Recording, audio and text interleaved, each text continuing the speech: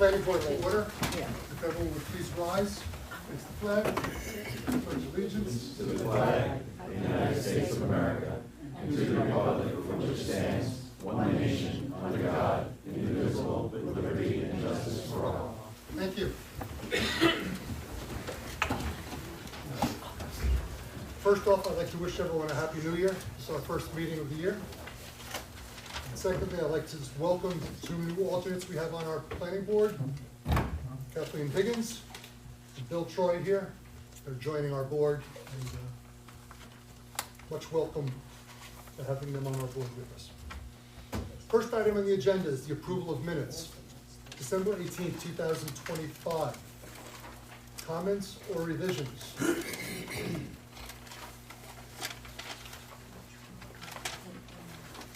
Please. No, there's no page numbers. On the project for Mid-Hudson Forensic, we have the acronym there, DASNY, D-A-S-N-Y. Okay, That should be identified what the letter stands for. okay.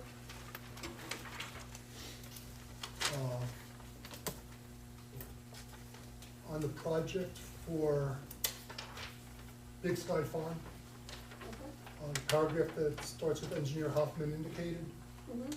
just town board, the second bullet. Yeah, I found it. And then at the very end, in bold, it says the board reviewed the tentative agenda for the January 29th special I meeting. sent it out, yes. Yeah, we got it, it was basically for the 15th, this tonight's meeting. Okay. Other comments from the board, revisions? If not, can I have a motion then to approve the minutes of December 18th, 2025 as modified? So moved. Seamus, second by? I'll second. Giovanni, all in favor, say aye. Aye. Against?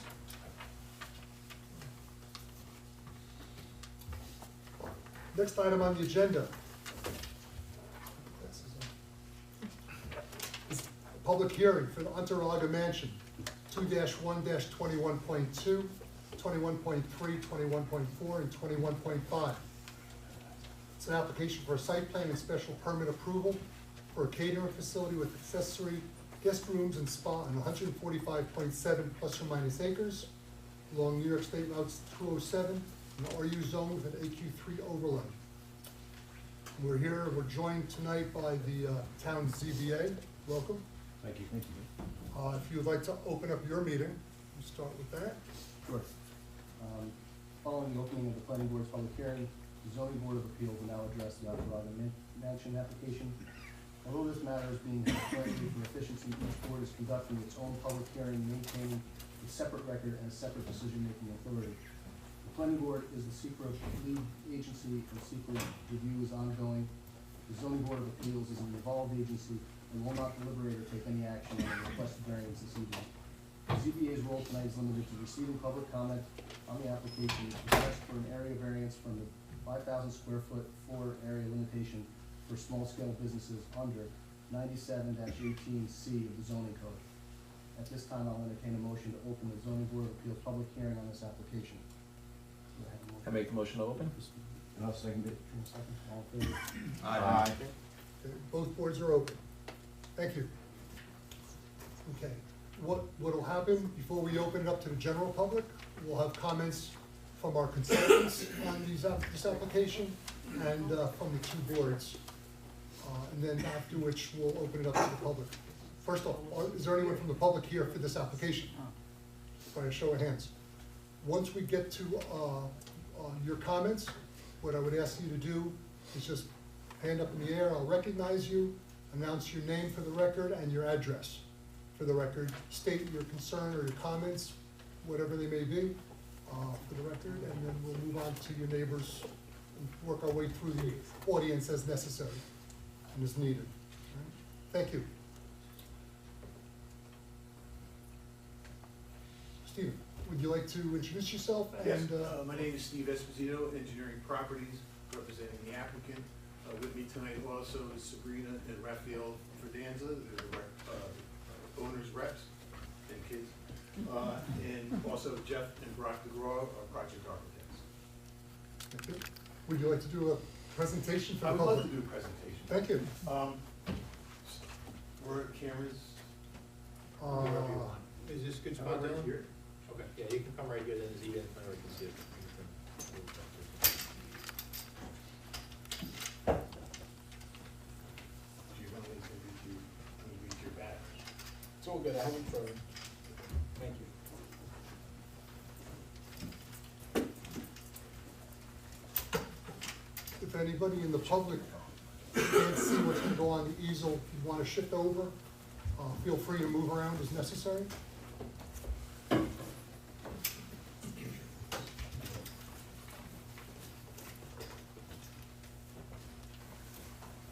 Good. So first I'd like to thank both boards to, how about here? How about behind the desk here? Here? Yeah, maybe where, yeah, then I think it might be easier for everyone to see that.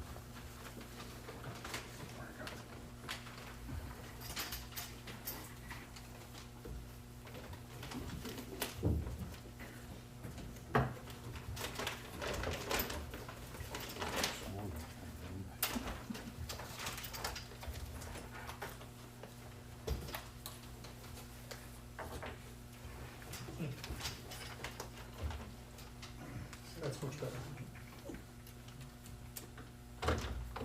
Everybody can see that now? Good, all right. So first of all, I'd like to thank the boards and staff for organizing this joint meeting, public hearing. We really appreciate that. So it's good to get public input on, in very early stages, and both boards are required to have a public hearing for this application. So, it's good for us and good for the public to have it, one shot. So the site is located on Route 207. Everybody's fairly familiar with it. It's got a big white house on top of the hill, 10,836 square feet. The site is zoned RU, AQ6 overlay. The project site consists of 2 tax parcels with a total of 142.7 acres.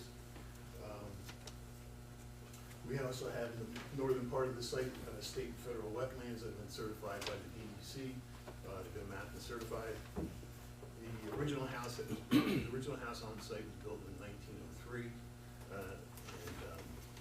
Since then, the site has been pretty much a commercial site since 1989, for 37 years, which has been corporate headquarters, and then it was office buildings, medical office buildings, cardiac rehabilitation center. And now we're proposing to have a service business, which will really be primarily a event venue for weddings and whatever.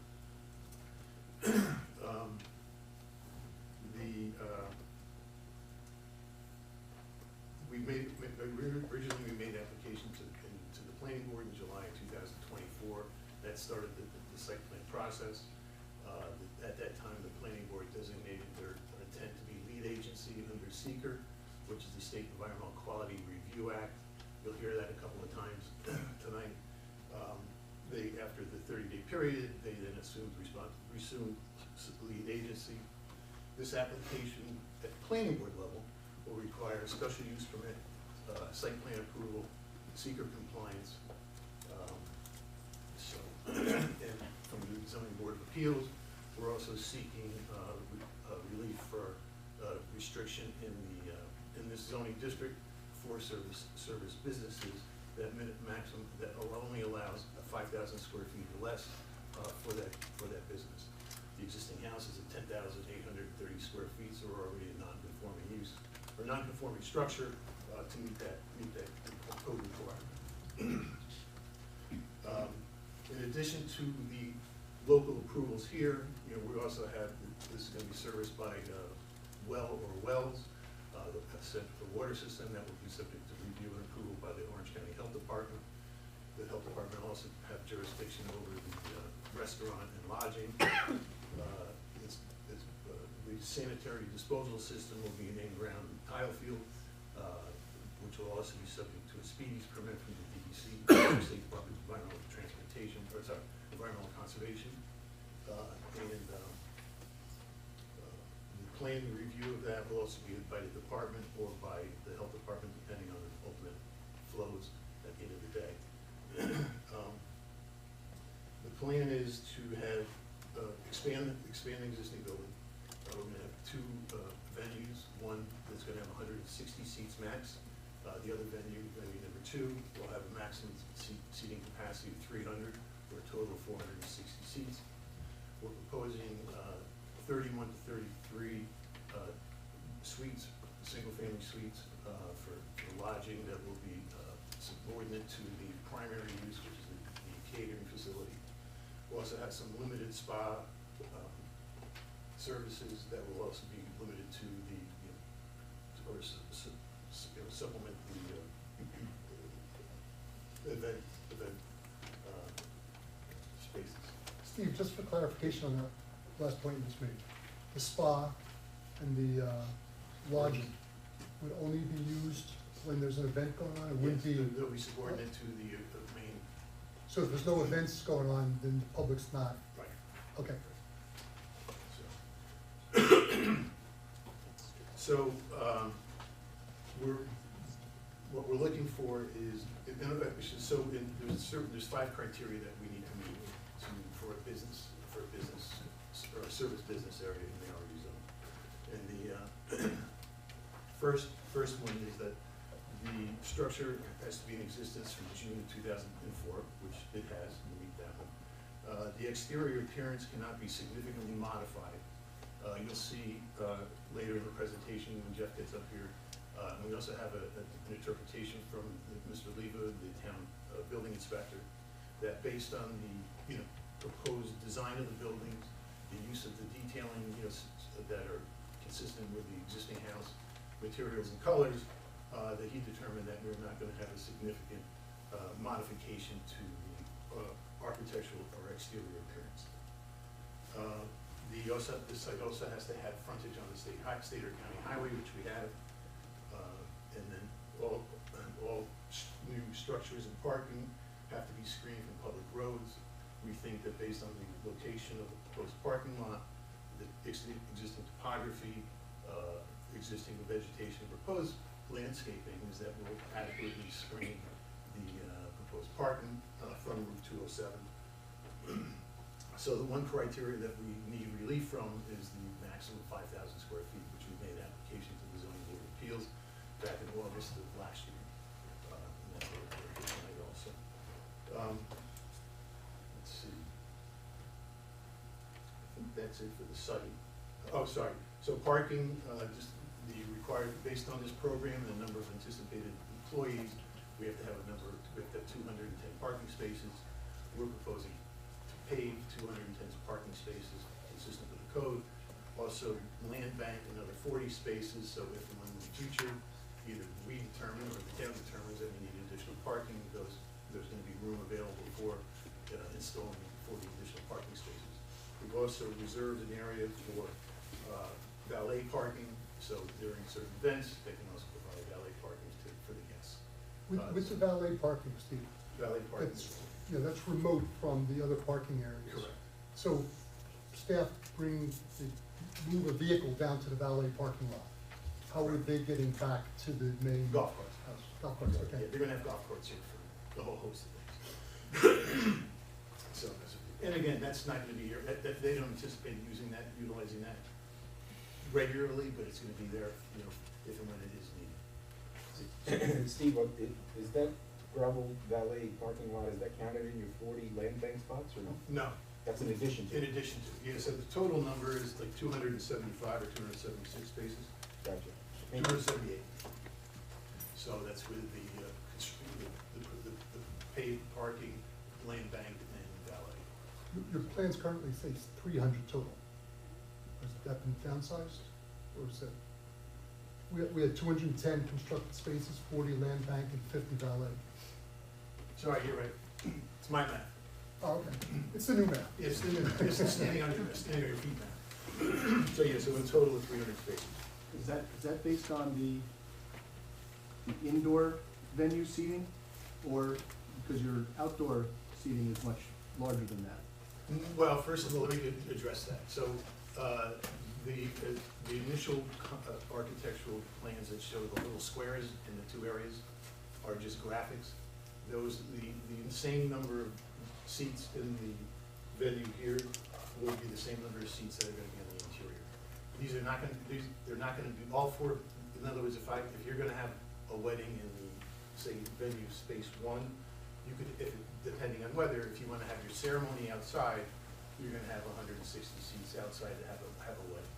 But with the conclusion of the ceremony, everybody's gonna go back inside for cocktails and dinner and what have you. So they're not gonna, like, all four of those will not be occupied at one time. It's really gonna, those are really support to the interior venues. So there's not over 600 seats for the outdoor venues? No. So there's gonna be 160 seats here and 300 seats there. And again, that's gonna be seasonal, weather permitting.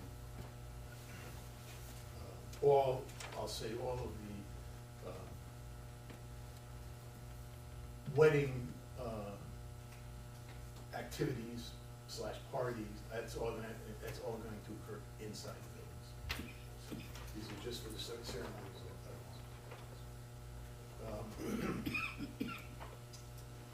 And I think that's it for now. Maybe let Jeff come up and talk about the buildings a little bit. And we can take any questions. Thanks, Steve.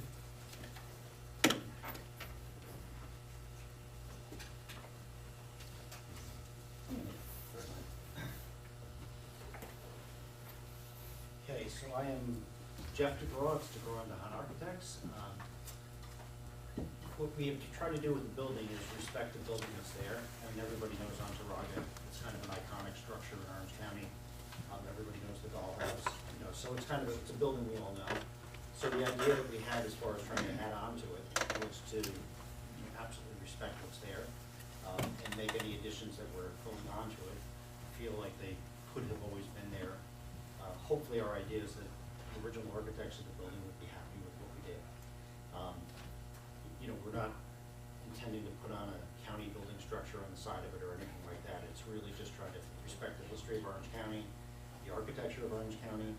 I'm a native, this is what we've been doing. And just trying to create something that's a really beautiful structure and just is a welcome addition onto the existing building. That's it.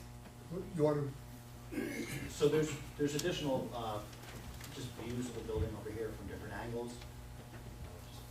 Really just different shots of it, so you can kind of get a handle on, you know, here's the existing building. There's kind of a temple front at one end of it that we're actually going to recreate facing forward, just to kind of give that same experience. And as you come this way, we're kind of having a kind of a common entrance here that will lead to the wedding venue that's in the existing building, and then a new kind of proposed one here. So it's really just one structure. So you have it. thank you. Okay. Sean, I'll open it up to you. Yeah, do you want us to move back, Mr. Chairman? Is that easier for the board? Yeah, you could step back this way, everyone not looking at your back.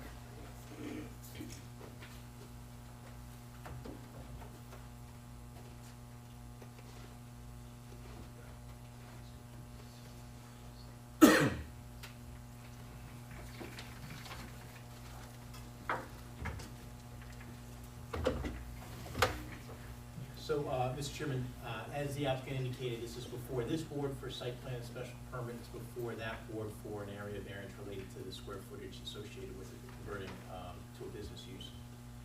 This was last before the planning board in November. At that time, the applicant summarized the revisions that they had made since their initial appearance in July 2024. And the applicant confirmed a number of approvals that would be required. I think you heard the applicant confirm tonight that DEC approval would be required for the septic system. Department of Health approval would be required for the water supply system. In addition, Department of Transportation approval would be required for any upgrades required to the driveway, and they would make a determination if a turning lane was necessary.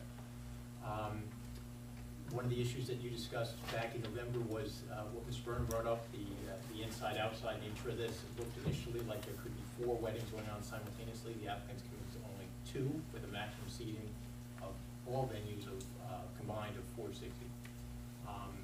At your last meeting, you assumed lead agency status under seeker, so this board is lead agency, and you authorized me to prepare a Part 2 AAF, which is circulated before the meeting. And that's all I have this evening, unless the board has any questions for me. Questions for Sean at this time? Do you have questions on your end for our engineer? Not at this time, okay? Lena? Nothing at this point, Mr. Chairman, but if you're ready, I would just make sure you have a motion to open the public hearing when you are ready to do so for the public. So I just need a motion and a second on that. So, Lee, just a quick question. Yes. I'm a little confused that the variance being sought, it's a 5,000 square foot maximum. Is that because it's being converted to business use? Or is it because, I'm confused why you need that variance? So, Yeah, So there's 5 criteria for getting service, we're applying for a service business. Just to let you know that the ZBA back in, I think, 2021, made a determination that catering facility, catering or venue is a service business. Got it. So that's what we're in there. So I ran down the list, but the one that they have a maximum of 5,000 square feet for that business. For service business. For any business, any small scale business in the R&D zone.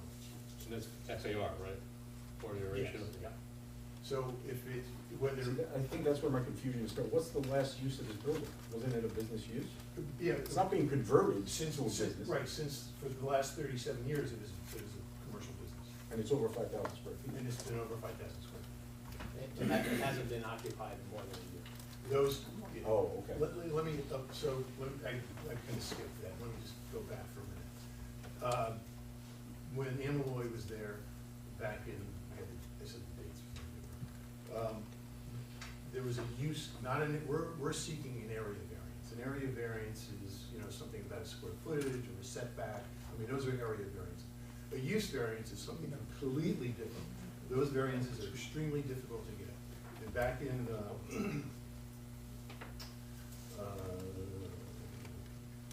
back in 1989, the Zoning Board of Appeals issued a use variance for this house to be converted into a corporate headquarters. They were there for several years. Then in 1996, they had left. It was back on the market. Dr. Pasquale, a local cardiologist, purchased the building, was the subject purchaser.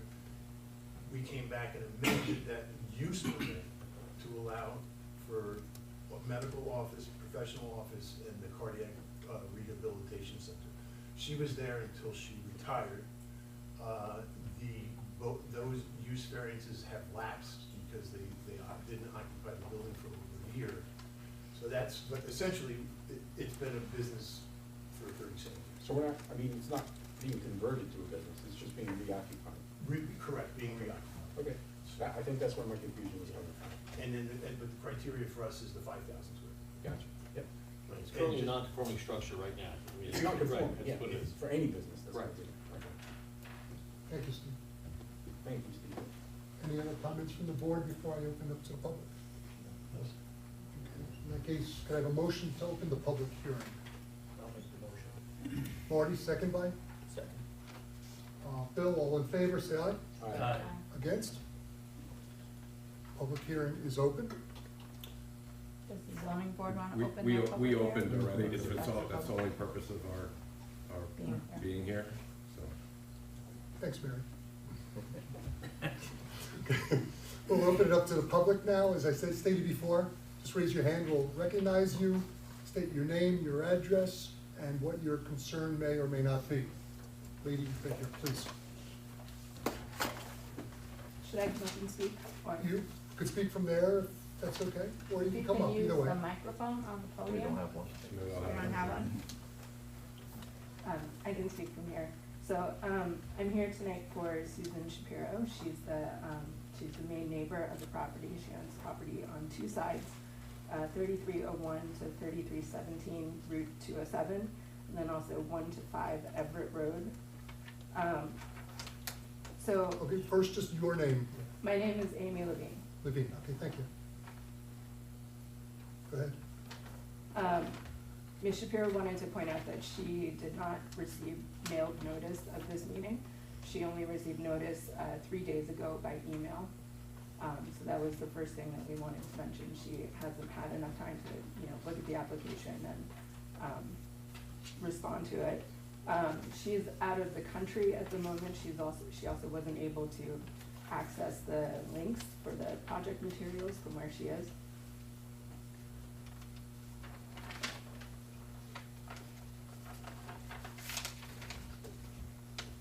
Ms. Shapiro lives across Route 207 from the venue. She wanted to point out that she, as it is, the cars that exit the property, their headlights shine directly into her house. So she wanted to point out that having 200 to 300 spaces for parking is gonna create a serious problem for her building and her residents. She also operates a farm and a market and has residential rentals at the property, all of which are gonna be severely affected by this use. The only other thing that I wanna add at the moment is she points out that Route 207 is a busy road and there have been a lot of traffic accidents in the area. She thinks that it's very important to study that and address it conclusively. That's all that I have now, but as I mentioned, she did not receive notice in time for this hearing. So if the hearing can be renoticed and reopened, that would be ideal. Otherwise, she would like the hearing record to be kept open for sufficient time so that she can respond in writing. Very good, thank you. Sean, Yes, Mr. Chairman. there will be a traffic study, correct? I presume so. Not to give anything away early, but I prepared that part two. The board requested traffic was one of the issues that we had identified early. That's gonna go to the applicant. You're gonna have to address it in an expanded part three, and I would presume that they're gonna prepare, or you're gonna require traffic study to be prepared.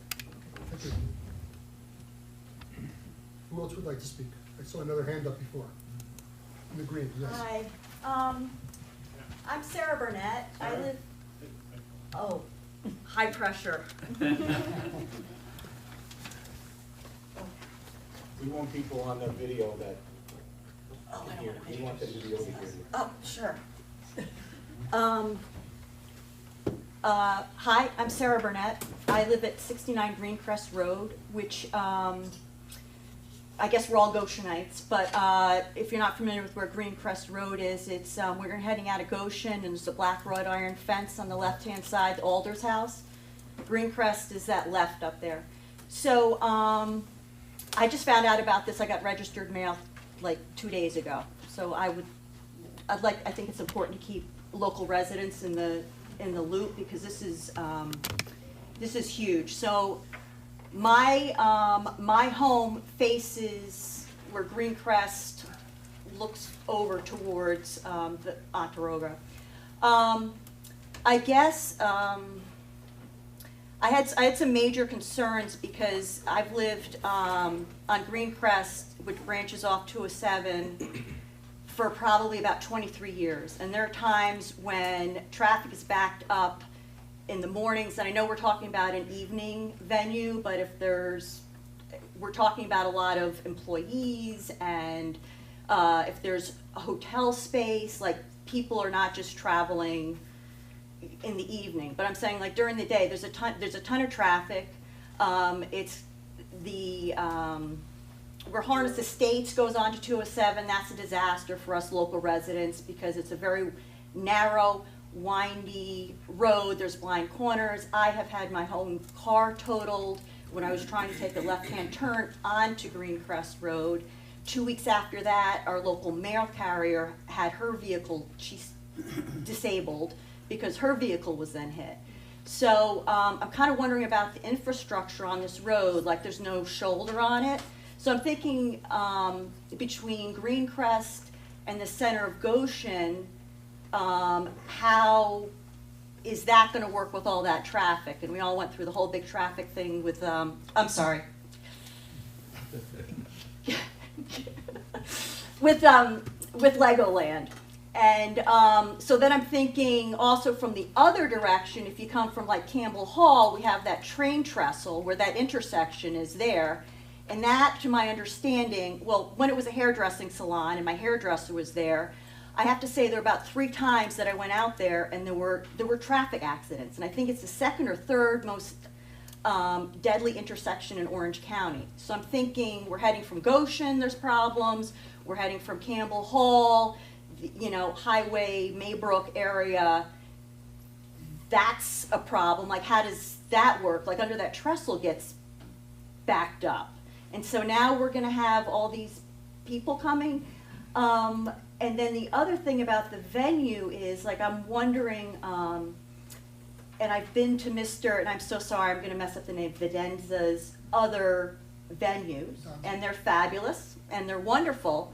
They were also very full, a lot of light, and it's my understanding, we've had a lot of issues with fireworks, and our understanding was that that's where they were coming from. So if that's up on Scotchtown and causing a ruckus in my home, I mean, Murray has a ruckus from the football stadium, that now shuts down at 10 o'clock. I'm wondering now what's happening across the street with all that lighting and noise, because now we've got, like, we're having weddings, like is that all gonna shut down? Like, I'm wondering, there's the town and the village. I'm right on the cusp there. How does that work? There's also an issue that our wells on Greencrest have run dry. There was the whole issue with Harness Estate. Now they have their big tower and stuff.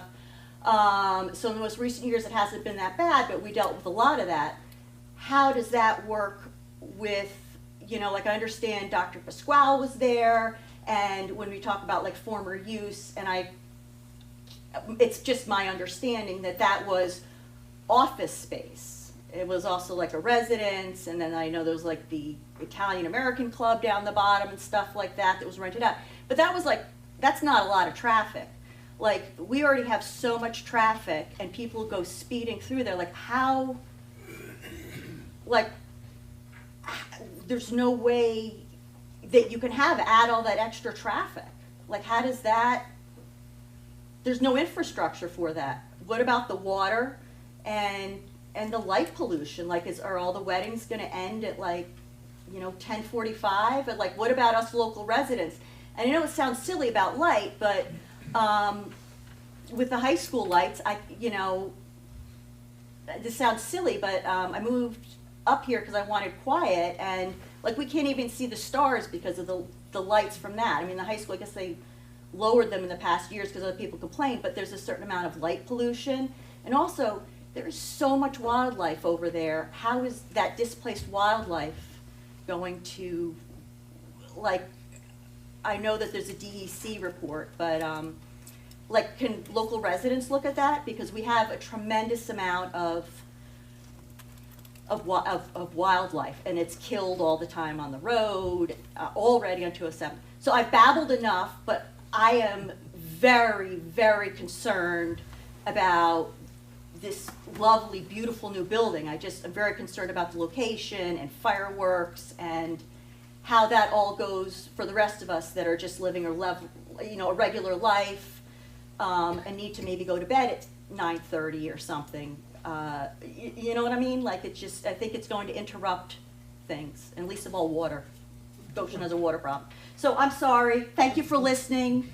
If someone can address some of those 9 million issues, that would be fabulous. Just so you know, as the whole part of this whole review process, this is the early stages. Okay. There's going to be a lot of studies that are going to be needed to be done. All right. Long before the project would take place, if it does. You know, Yeah. however it ends up, whether it's the water study to make sure there's adequate water capacity on site, the impact, if any, off site. Lighting, they already gave us a preliminary lighting plan based on this design to demonstrate that it meets the town code in terms of the lighting limits at the property lines.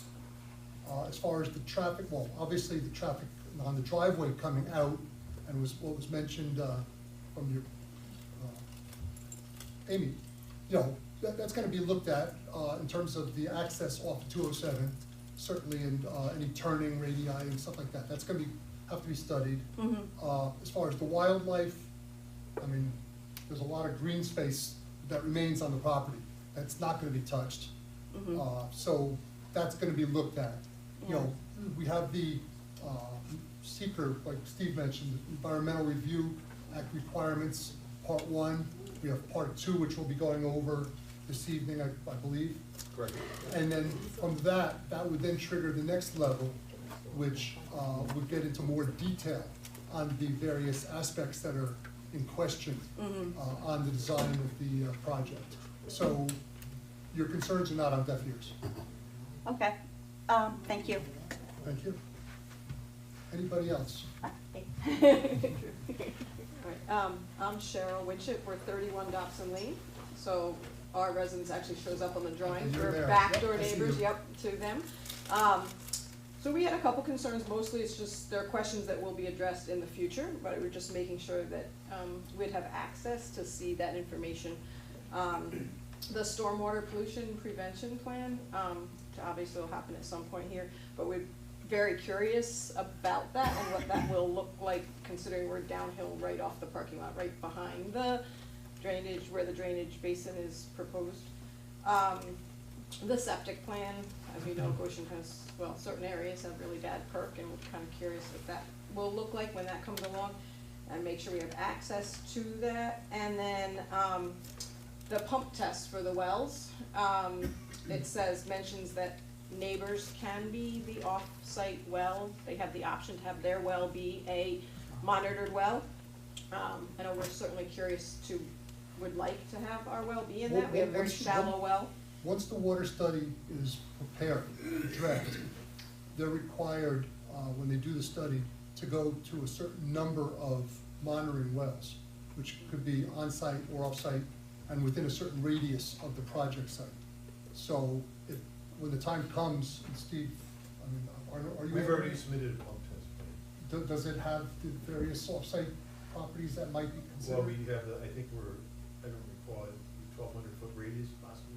Right, So and we will identify wells within that radius, and then we'll contact the homeowners.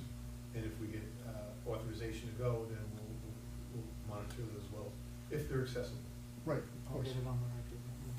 Yeah, so we would certainly like, we're pretty sure we fit within that criteria. We would Yeah. certainly like to be Got you. included if we actually, I think we're in that measurement. You are. Mr. Chairman, can I just add one thing about that dimension? Yes, I don't believe that there is a code limit on the distance. Now, as you get further and further away from a pumping well, there's usually less and less impact. Correct. There are certain instances where there's not, but usually there is. So if, this board feels like as part of the pump monitoring test that they need to go farther, maybe 1,500 feet, maybe 1,800 feet, then that would be incorporated into the plan. So how we usually handle that is they canvass, and by canvassing, they contact a number of wells, they look at those wells, they see if they're good candidates to get into and monitor, and then we come back to you before they actually start the test to make sure that there's an adequate number of monitoring wells. right, and it will depend on the flow rate that they're anticipating. Yes. And also, basically to characterize the flow, the subsurface flow, where the water's pulling from to get to their production well.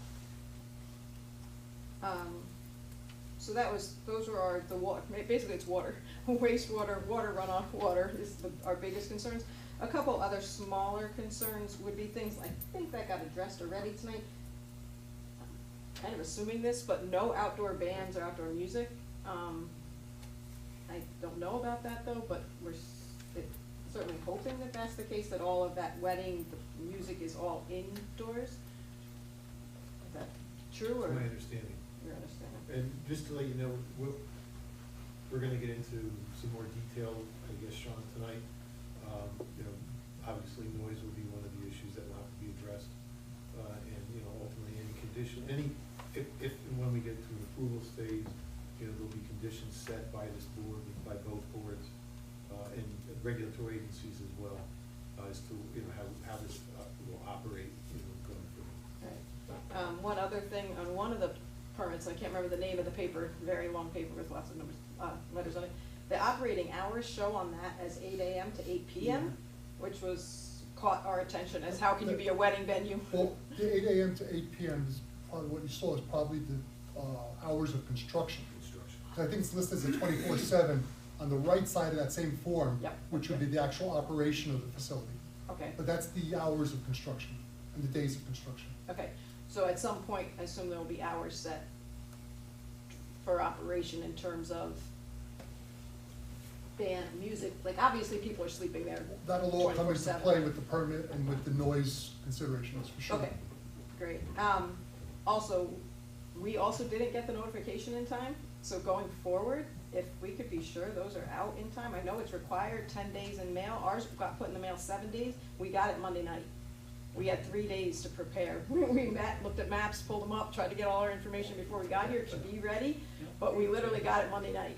So, going forward, if we can, Can I just make a comment real quick? So I Please. just saw you put this at the pass, because I have all the certified mailings that these went out January 8th, they're all mailed, and they're required to do so by law. So again, we're required to mail it, certified mailing, we got them back.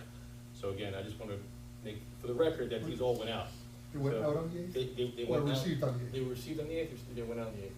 They were all stamped, they went out on the 8th, it was 7 It was days stamped on the in the 8th, mail, right. and not 10 days. I understand that, what my understanding is the notice was done properly, so again, these did go out, pardon me, and again, I'm gonna take exception to any comment that this was not done properly. Do we notice, you're all here, so you did get notice of it, so. We did, no, we certainly did, I was Right, just so curious, just- going forward, if we could, is it a 10-day or 7-day? I thought it was 10-day in the code, is it 7-day? There's no code requirement, Oh, there isn't, okay. no.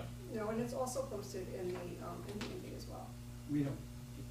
It is posted in the paper Okay, as well. I just wanted, going forward, I know there'll be more meetings, so I just No, wanna make understood, sure I we know go there's back a couple in of time. comments that, public notice wasn't done and it was provided, so I just want the record to reflect that. Thank you. And I think that was, oh, and then the light and sound, I know there's 100 feet, 116 feet between the parking lot and our backyard. And there was no, landscaping along that section, I think they considered that to be enough forest, but it's not really forested, there's trees, but it's very sparse.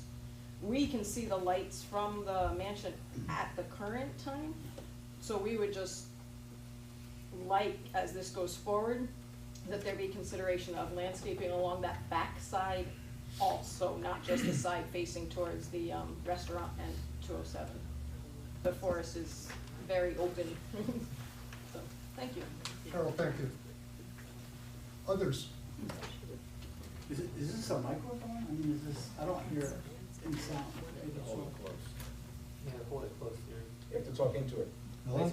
Yeah, we hear you. So, I echo what Cheryl said.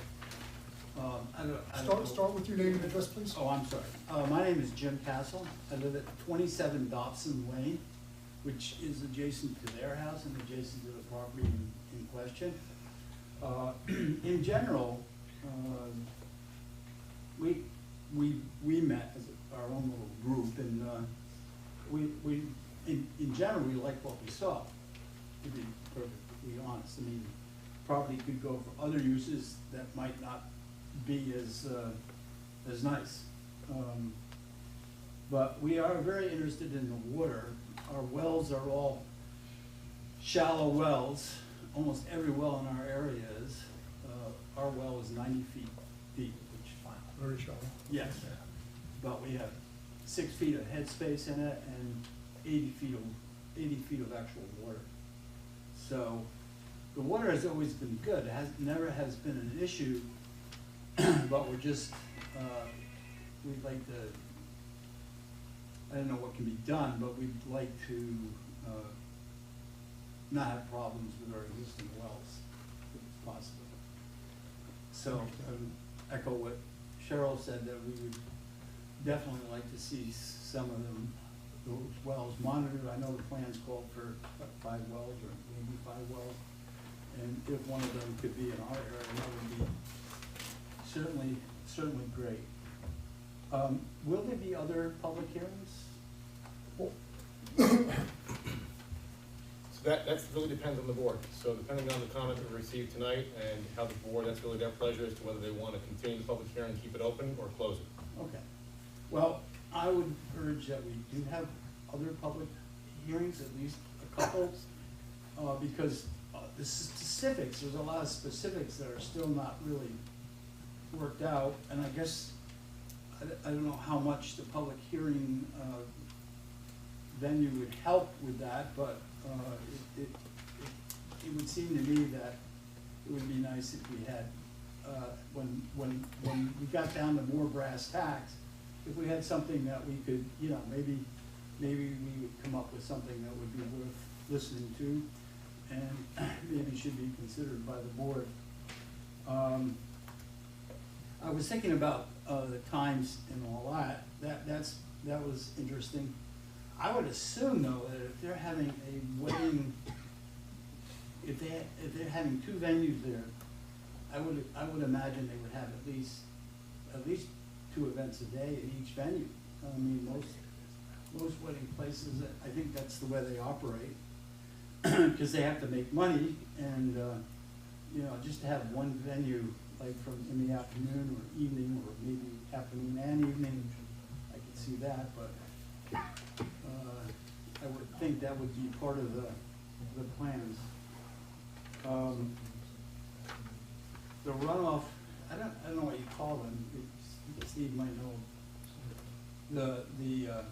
What's that? The site water, I guess? No, the stormwater. Stormwater, where that ran into, if, the ponds are a great idea, but what would happen if they overflowed? Where would that go? You know, that sort of thing. Part of what's required in the overall site analysis, and correct me if I'm wrong, Sean, it's gonna be over 1 acre of disturbance. I believe there's So there would be a requirement for doing a SWIP, which is a stormwater pollution prevention plan. And that would be addressing the drainage on the property and off the property, both prior to construction and post-construction. I noticed on one of the plans down in the woods, below the mansion, there's 2 square boxes drawn, and I think, what's it, SDS on it or something? That's the sewage disposal system, that's the leach fields. Well, the leach fields were down there. No, that's in the back, you know, behind the mansion. I was That's the leach fields, proposed leach field area, as well as proposed expansion areas for any additional requirement. If there was any failure or anything like that, it provides an additional space that they could work with to develop the leach fields. Okay, so, I may be jumping the gun here, but, so they're talking about a conventional leach field, not a plant of some sort. This would be a subsurface, correct? Yeah, we're proposing. Like a residence. We've done perk tests, deep test pits already, that's why they're there. So we've got adequate soils for, you know, the standard subsurface disposal system. So we'll have tanks, you know, for the solids, and the liquids will be discharged, you know, into the ground, in those locations. And just, Jim, just let you know that facility, given the flows, is regulated by, besides this board and their engineer reviewing it, it's also regulated by the Department of Environmental Conservation. There's speedies permit, and then also flame review. No, thank you very much for allowing me to speak. I think these drawings are beautiful. To me, they're absolutely great. They're things to be commended. And I think in general though, if it's handled right, I think it will be a real contribute to Goshen. And just so you know also, the comments that are being raised here, whether it's noise, hours, drainage, sewage, water, whatever it might be, these are all gonna go back to the consultants for the project, as well as this board to deliberate. So, I mean, there wouldn't necessarily be another public hearing after the documents are prepared. That would just become part of the record, based on the comments that were made and the ways that they were addressed. It wouldn't trigger another public hearing to review those documents. They'd be public record, but it wouldn't be a public hearing. Will they be in the same place? located in the same place as we found these documents, like on your website? That, so the Yes. same place, right? Perfect. Yeah. Yep, Thank you. thank you. Actually, if I could, Mr. Castle, he brought up a point that I was wondering if Steve could address. Is there plans to stagger when these events end, so you won't have 460 vehicles trying to exit the property at the same time? I mean, I guess we could answer that. So, my name is Raphael, we operate the barn in Villa Venezia, and we have 2 events over there at that space as well. You want me to pick up the mic? Go on the site. Alright, so, we have 2 events over there as well, and for them to go on at the same time, it's a lot for our staff, for our kitchen, and we have to alternate them by about 2 hours, so that everybody's not bombarded at one time. Because everything in the wedding is all the same stuff. Starts with ceremony, cocktail, dinner, so on and so forth, so we have to make sure we separate them and help us out a little bit with the 2 hours. Thanks. Thank No you. problem. Other comments from the public?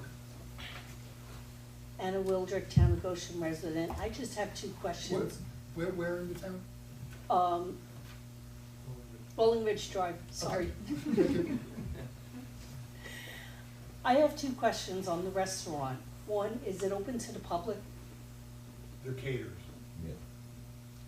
They're the caterers for the wedding venue? They're in the catering business, they're not in the restaurant business. So there'll be no No public restaurant. vehicles besides the employees going Correct. in and out? Correct. Okay, that's it. Thank Thank you. you. Anybody else? You can take that off. I'm trying. It's a gift. Other comments from the public? Sorry, I just have one more question. Again, just your name, please. Hi, go back a bit. You said, so you're in the town, I'm in the town. So No, currently, ma'am. right now, Name again. oh, I'm sorry, I'm Sarah. Talk to us, not to Raphael. Oh, okay, well, I just think we're close. Based on, right now, with your, You're facing the wrong way again. oh, sorry, the venues that they have right You now. gotta face the camera. You gotta- Oh, God, I'm not camera ready. No, you look good, don't worry. Not a problem. Face the camera, face us. What, right now, currently, even with the staggered exit of the guests, what time is the venue closed down? Like, do the weddings now end at 8 o'clock, and then and then it's staggered 2 hours later, people leave at 10 o'clock, or do people leave at 10 o'clock and then 12 o'clock? Like, how does that, currently, I'm just curious as to, because I'm assuming it would be the same kind of zoning, because we're outside of the village of Goshen, we're in the town of Goshen, if I'm correct. This is the So intent.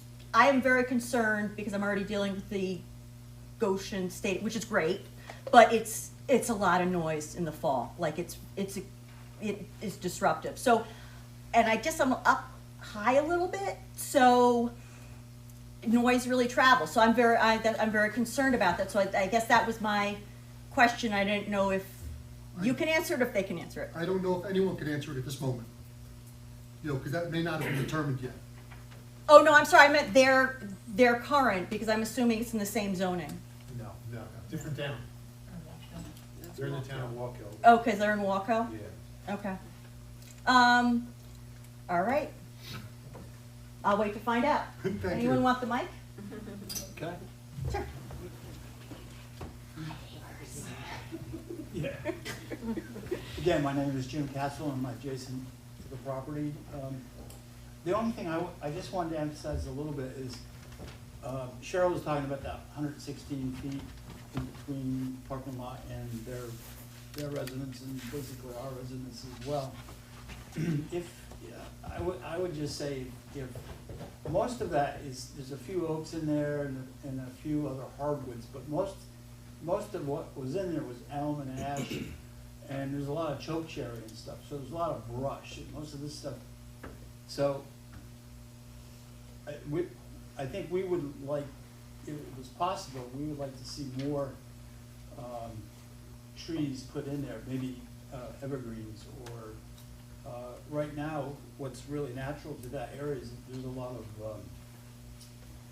cedar.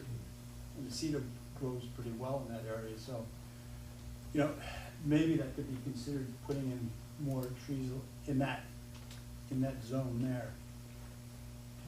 Thank you. Thank you. Other comments? Oh, by all means.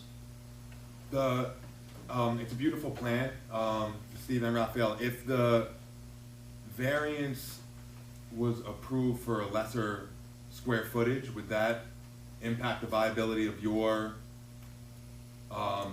business plan?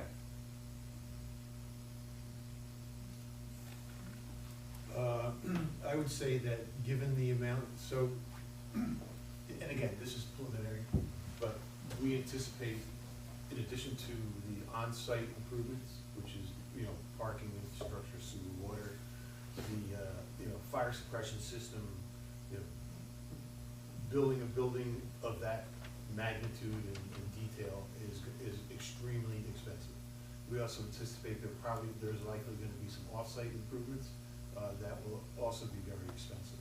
So we spent a lot of time, well over a year, like evaluating plans, the numbers, and, this is sort of the sweet spot where we ended up.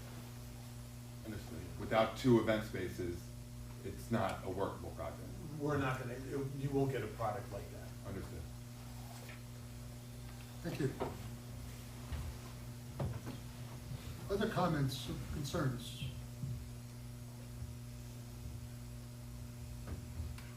Well, the valet parking, how is that gonna be screened? I'm assuming it's treated like any other parking lot. Yes. Well, in the landscape plan, we have proposed screening between the valley parking and 207. So, and again, we don't, it's this, it's also on the entrance to this beautiful facility, so, it's really, that's like the last resort, if required.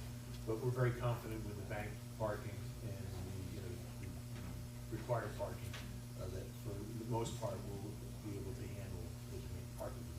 Steve, on the topic of the valet parking, I noticed you didn't have any light fixtures in there at all, only on the driveway. Is that intentional? Yes. Okay. Is there expected to be a service delivery entrance? Is it the west side of the building? The back of the house, Both sides, right? Yeah, actually for each, sorry, Jeff DeGraw again. At each end of the building, there is access for service and delivery, and they both come in at the lower level, because there's grading. So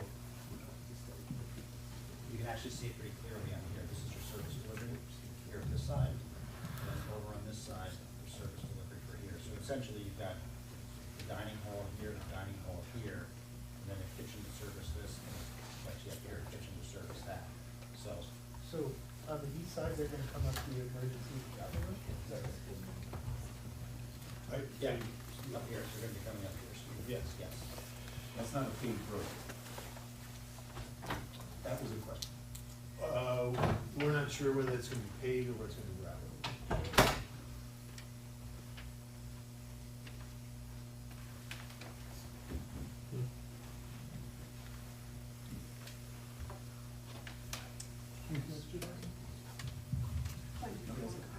I do have one other question, if it's okay. Absolutely. Cheryl Winship again. The 10,000 gallons a day Yeah. you're anticipating, does that include, multiple events in a day, or is that not gonna be planned? Obviously, the 2 events we know about, but. Right, it's based on the state standards, based on per seat and employee. So, and number of rooms, so if it's bedrooms, seats in the catering facility, and, number of employees. Steve, at But max this- capacity though. Right, at max. So, right, so I think we're at a little over 10,000 gallons a day with a that equates to a GPM of 7 gallons a day, 7 gallons of yield, for the average. but we have to apply for the peak, which is twice the average daily. So that's what, to cover, so when we evaluate it, we evaluate it at the peak, which is twice the average. Does that include the irrigation well? So the irrigation will be a separate well. Off number, It's the existing, off number 2 or right off now, we're number thinking, 3? there's an existing well now Yeah. that they've used. We tested that already, that's like a little over, it's like 6.8 gallons a minute.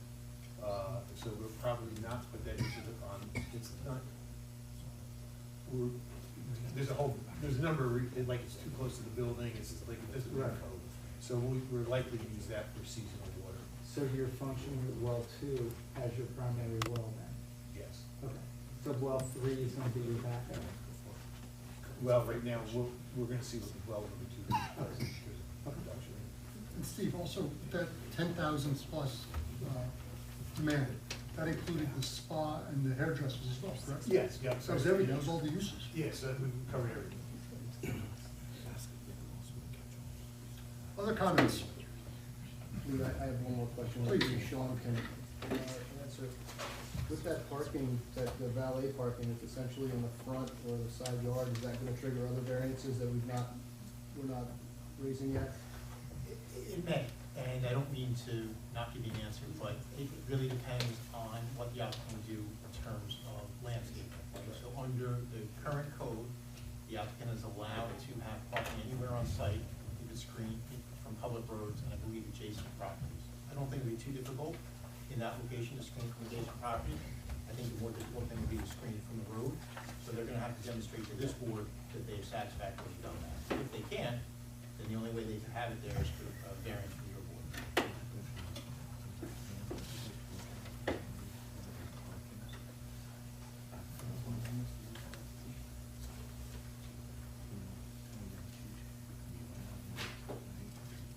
Other comments?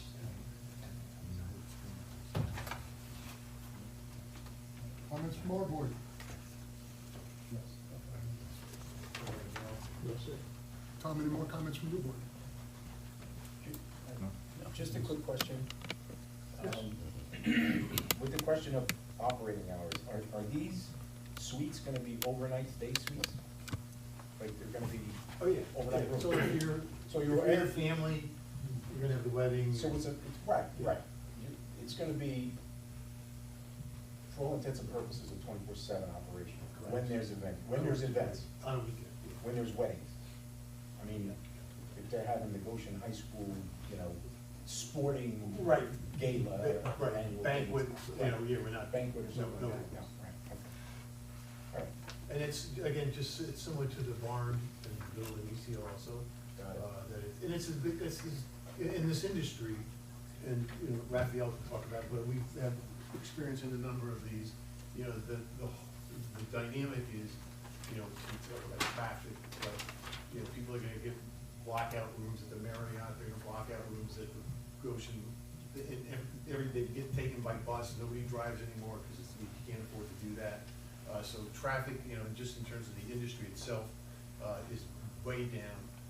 And also with these rooms, the family gets there, they get to set up, the bride gets to do her hair, they stay overnight, they leave the next morning, whatever.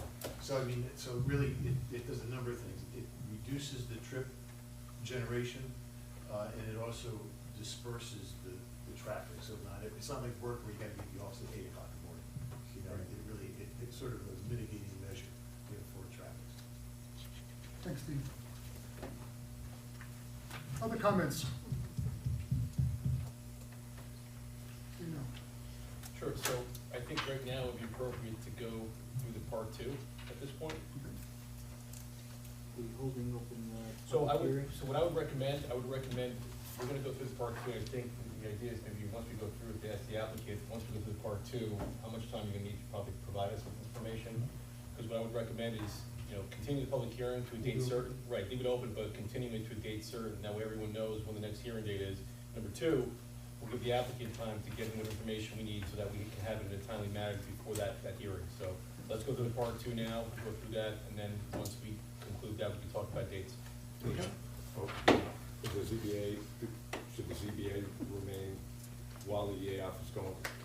I mean, I think you can leave it open, because I mean, are we gonna have another, is this only one joint public hearing, or we're gonna do another one? So- No, I think we were gonna close, yeah, you leave can written close. comment open for 10 days in case anybody. Yeah, you that can didn't close get it, to because your issues are obviously different with the Yeah. variance, but, you know, what I would recommend is, I would ask the applicant to waive, you know, the 62-day requirement for decision. Well, we can't act, cause. Correct, yeah, you have to, right, but I would still ask for it.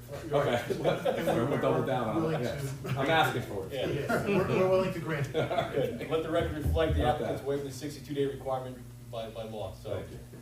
So if you wanna close your Yeah. meeting. So they can close it now, that's fine. You wanna? Go ahead, Chairman. So, the zoning board of appeals has received public comment on the Entourage Mansion application concerning the requested area variance from 5,000 square foot floor area limitation under 97-18C of the zoning code. The planning board remains the secret lead agency, and the secret review is ongoing. Accordingly, the zoning board of appeals will not deliberate or take any action in the following evening, variance this evening. At this time, I'll entertain a motion to close the zoning board of appeals public hearing on this application with written comments to be left open for 10 days, with the understanding that the matter will remain pending to be placed back on the ZBA agenda for consideration once the secret process has been completed. So moved? I mean, yeah, I second it. Okay, do we have a, All in favor? all in favor? Aye. Aye. I would just ask, you said 10 days, because I know 10 days, Yeah. it Let's takes give the it to weekend, each so I other. would just, maybe for the record, since today's the That's my 15th, so. fault. You wanna do it for like the 26th, the 26th? Yeah, would No, I would do amend that both. motion to reflect that. Yeah. Somebody make that So, motion? A motion to amend the motion? yes, for a date certain on the. To get certain on the written Leave comment. the written comment period open until Close January business 26th. on January 26th. I'll second that. There you Who made the All in motion? favor? Sam? Aye. Yes. Just for the ZBA and for the public, written comments would go to the building department. Thank you. That's it. You're dismissed. Thank you very much. Thank you, guys. Thank you, everybody. Good seeing you.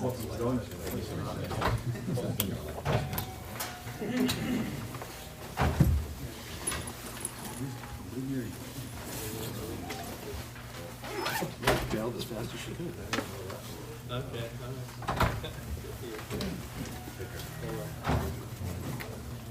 Thank you, guys. Take care. Bye, guys. You ready, Mr. Chairman? All right, so, as this board requested at your last meeting, I prepared an EAF Part 2. As you know, from previous applications, the purpose of the EAF Part 2 is to take the information you have so far and identify what could be potential environmental impacts. The form is broken up to indicate something as no or small, which I know this board doesn't really like that distinction, and it also says moderate to large. So, yeah, we didn't make it. In order for help you recognize what we considered small, I've added arrows on the margin. Now, this is a little bit different than what you usually see in that the arrows are two colors. So in this particular case, the applicant went ahead and they prepared the Part 2, I think to try to be helpful. I didn't know if this board had reviewed the Part 2, so I've indicated the applicant's arrows in black, and any suggested modifications that I'm proposing are indicated in red. And just for the record, it's not, I mean, usually the agency, as us, we prepared Part 2, but it's not unheard of for the applicant to assist in doing that. And again, if we disagree, that's what, you know, obviously Sean has done. Sure. You know, that's what we're showing you tonight. So, just, So we're gonna consider the red and the black arrow. Yes. Right. Right. yes, yep. Yes. Yes. Yeah. Gotcha, okay.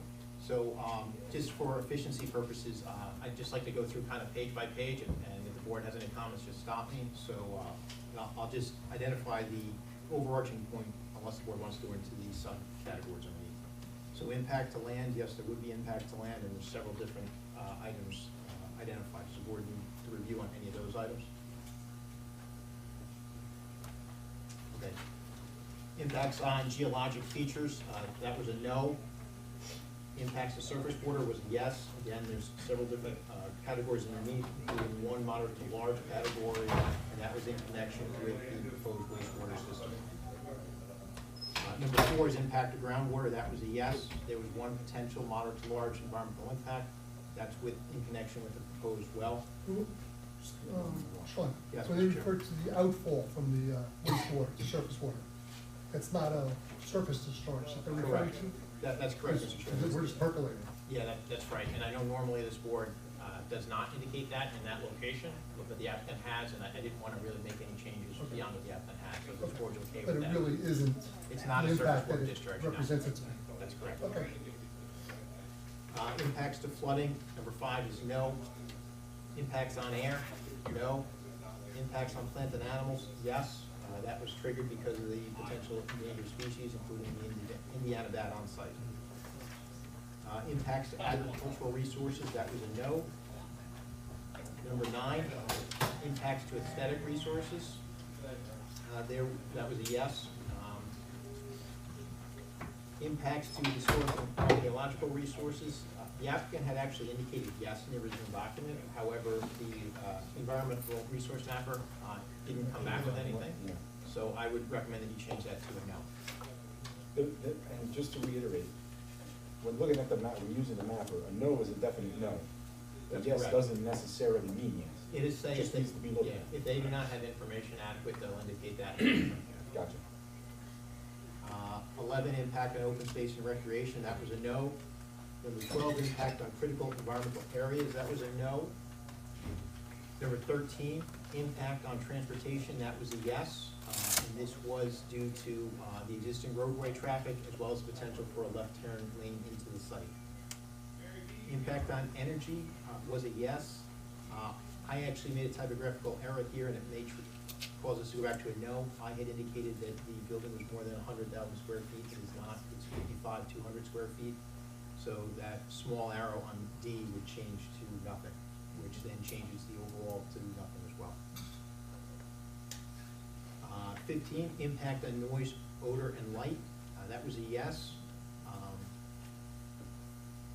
Impact, number 16, impact on human health, that was a no. And then number 17, consistency with community plans, that was a yes. And then consistency with community character, that was also a yes. Are there any items the board wants further explanation or discussion on? Can we go back to item 15? Sure. It's got the red arrow. Yep. Does that mean that the applicant was claiming no, that there would be no impact on noise, odor, and light? I'd have to look back, but yeah, it was either a no or it just was not completed. It just was blank. I think it was left blank. Yeah, I think so. It looks like it was blank. Yeah, there was nothing in That it. was left blank. Yeah. Yeah. I wanna make sure Sean paid attention. Oversight. Well, he wasn't liable. You gotta get pretty early in the morning. Does the board have any other, or does the applicant have anything they want to discuss with the board? Just if any change to the time for being sent over, just. Yeah, I am going to revise this based on the change, at least the one change I discussed, Right. and if the board has any other changes, I'd revise. That's on number 14 or something. Yes, Square that's right, footage. yeah, Yep. correct. Any comments, concerns with what we just heard?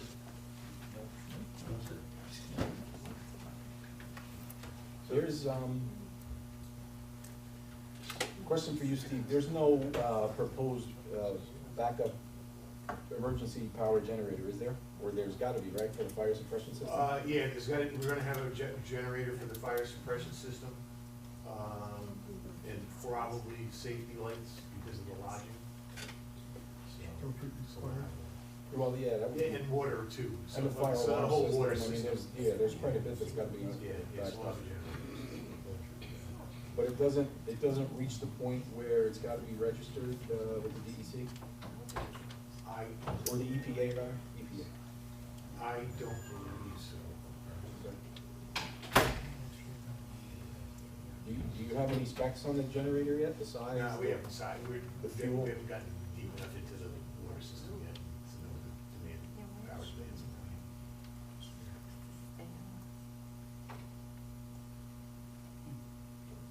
Anything else, Jim? No. Okay, Lena? Yeah, we should, I'll turn it to Sean, I think we're gonna ask for a scope to be prepared in terms of what we wanna see further studied with respect to this project. Anyway, I know traffic was one that we wanna see, but, let's discuss it We further. look for scope or limited part three? There's two things, So the first thing I'm gonna ask you to do is take action on the EAF Part 2, but before we do that, when you do a draft environmental impact statement, and we're not there at this, right, you normally have a scoping process. In some instances, and this may be one of the instances where this board wants to utilize this practice, you've asked the applicant to prepare as part of the neg deck a scope that identifies what they're gonna study. And that way, that kind of streamlines it, and they leave and they know what you're looking to get back, rather than them come back, they don't have everything that you're looking for. So for example, Gio just talked about the generator. Maybe you want the noise study to include any impacts from the generator. You know, the applicant may not know that, it may be in your mind, but not their mind. So I would recommend on a project like this that they prepare a scope that you would do. Yeah, we're talking scope for potential part 3. Yes. Right, yep. I mean, some of the impacts we've identified, traffic is one of them, obviously noise attenuation is another, lighting, I mean, things of that nature. And I don't know if the board had anything else that they want the applicant to look at, but that's kind of what we're getting at. But even on traffic, you say a traffic Yeah. study, what does that mean? Yeah. There may be some intersections you heard of, some potential problems this evening that you may wanna have the applicant consider. At certain times of the day, certain hours, and, you know, compare that with the ITE, with what that says to the type of use, so.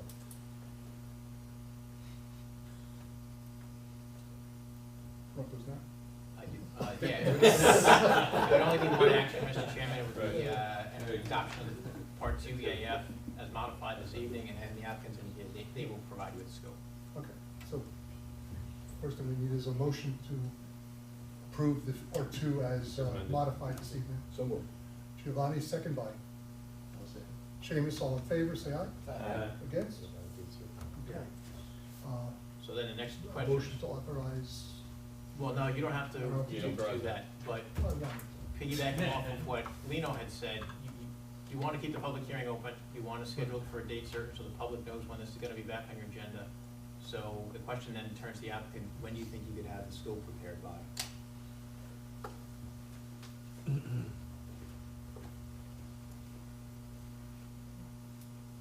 Steve? By the end of this month? Yeah. Okay. So if that's the case, your first available agenda would be February 19th. So if it's okay with the board, will you schedule this for that meeting? Definitely. Okay, so it would be due to this board by February 5th at the latest. So then I'd be looking for you to adjourn the public hearing to that date. Gio? Sounds good. Sounds good to me. Does the applicant know when they have to get those materials to us by? Yeah. Okay. Yes. All right, so, Could I have a motion then to adjourn the public hearing to February 19, 2026 on this application? I'll make the motion. Marty, second by. I'll second it. Gio, all in favor, say aye. Aye. Against? February 19th. just so the public is aware, the public hearing is remaining open, and it'll be next considered at the February 19th meeting. Again, the public hearing continues to that date. And anywhere between now and then, if you have comments you think about or something you heard tonight, if you want to write anything in to the board for our consideration, just send it to the building department, and they'll make sure that we see them. I want to thank you very much for this evening, and you're welcome to stay, or you Have fun with the rest have of a wonderful evening. Wow, everyone's leaving.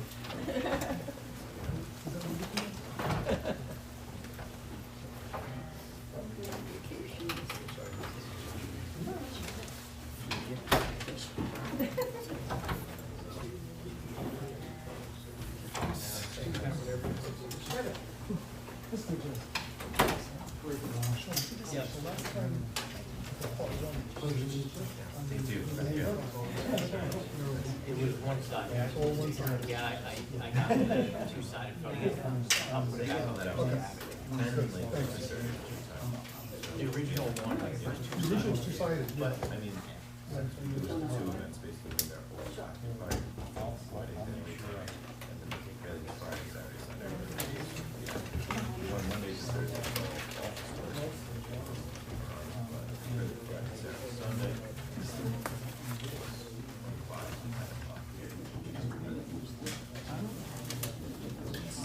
No, you can't, no, we can't. Excuse me. I would ask that you take the conversation into the lobby so we can continue the meeting, please.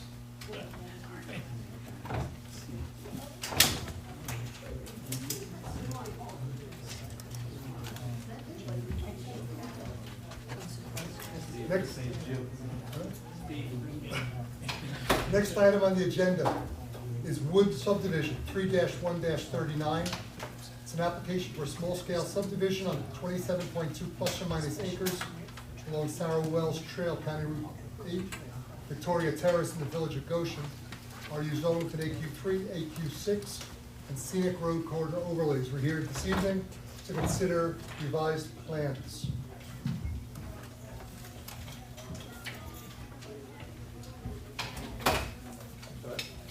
You're good. Okay. So at our first planning board meeting on January 16th of 2025, it was requested for us to apply to SHPO. And since then, on October 6th, 2025, we've received this letter of no impact from SHPO. There'll be no impact to historic or cultural resources. And then at that meeting, it was also requested, well, at our first meeting in January, it was asked if the Village of Goshen would allow for residences to be serviced from a private road. And then later, at the April 17th, 2025, we were asked to make a formal application to the Village of Goshen, which we have. And we have appeared before the Village of Goshen Planning Board on 2 occasions, July 23rd and October 28th of 2025. So the Village of Goshen determined that what was, at least in their, the lot that was in the Village of Goshen would be a private road. And then they are in favor of the project, but they made us aware that there is no reason to proceed again to the Village of Goshen until a negative declaration from the Town of Goshen Planning Board is received. And what are you requesting from the village? Served with what? The 4 residences, well, 2 additional residences that are gonna be serviced from that private road, because we're extending the private road that starts in the Village of Goshen and then continues into the Town of Goshen. But that is an excellent question. Yeah. Right, so if you're the Village of Goshen, is it a subdivision approval, is it a site plan approval? You know, the planning board can only approve so many things. The good part for that is, it's not your problem to figure out.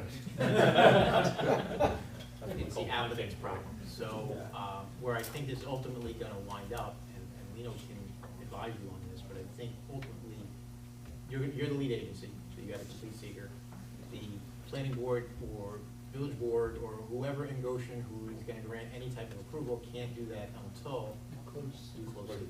Yeah, so, is it gonna be here for seeker? It's gonna go to the Village of Goshen, they're gonna sort out that mess, and then it will It'll come back to come us. back to you, yeah. Sorry, I wanted to interrupt. No, that was perfect, thank you. Wow. It was exactly how you would have said it. Is that on tape? It is now. Okay, so then we were also asked for a jurisdictional determination from the New York State DEC, and we did receive that determination on screen. And there are no wetlands or adjacent areas present on the site. So that was another thing that we just received that on August 1st of 2025. And then on the next document, we also did apply to the Army Corps of Engineers, and we have electronic correspondence from Brian Orzell, the Army Corps of Engineer. On June 20th, 2025, we received authorization to proceed with the work from Brian Orzell. And his authorization was because they did not respond in a timely manner, correct? Yeah. So you had to proceed properly, but without their blessing. We got his blessing. Well, a default blessing. Yeah, we'll take what we can get. Okay. And then we had discussed with the planning board, as well as mentioned in several of the review memorandums to the planning board from the town engineer. Some of the determinations we needed from the building inspector as well as from the board, and just wanted to review a couple of those with the board at this time. Okay.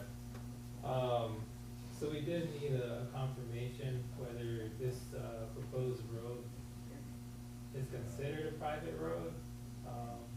That was the first one.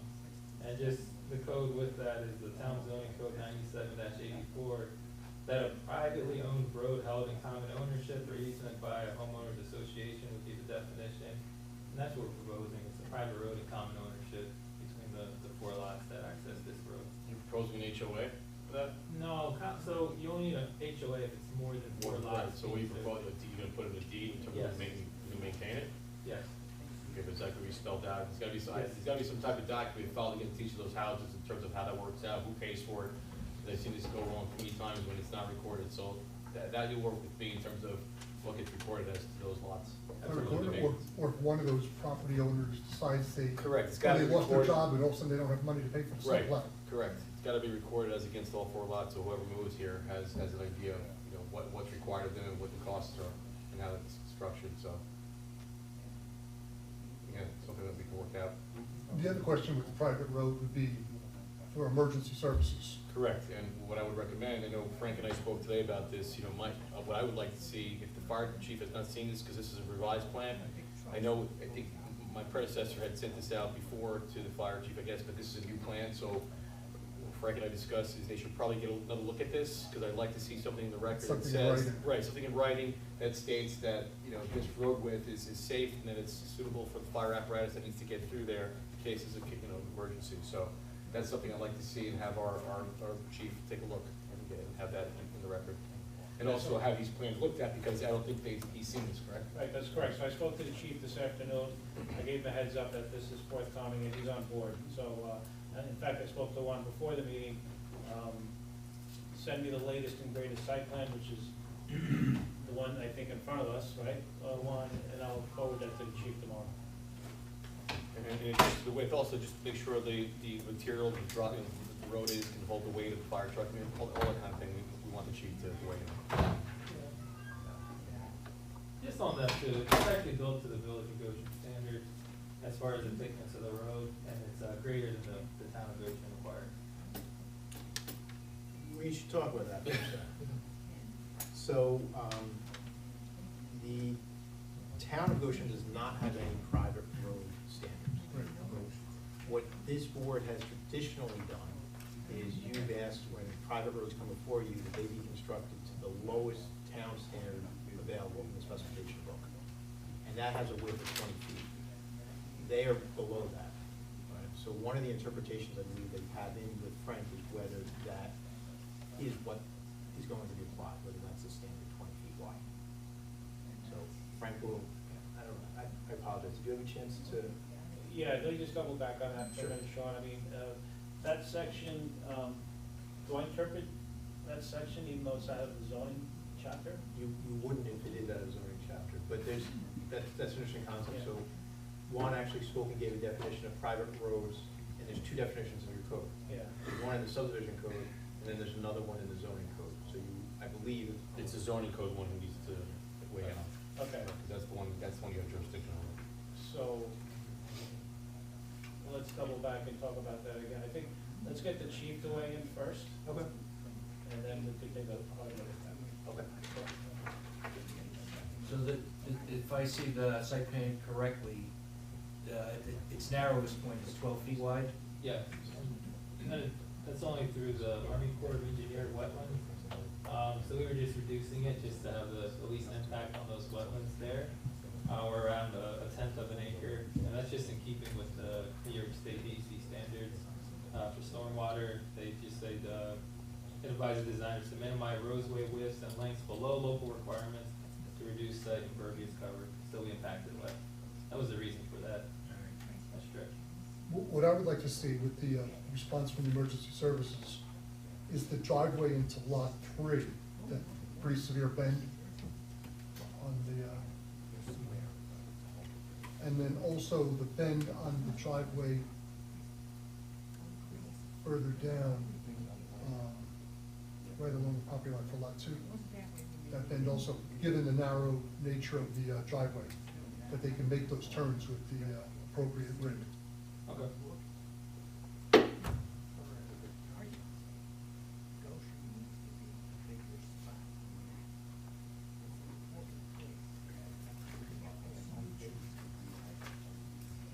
Sean, do you have anything to add at this point, please? No, I don't. I provided you guys with written comments back in April, and tonight is really just a status update, and if you want to move ahead with seeker.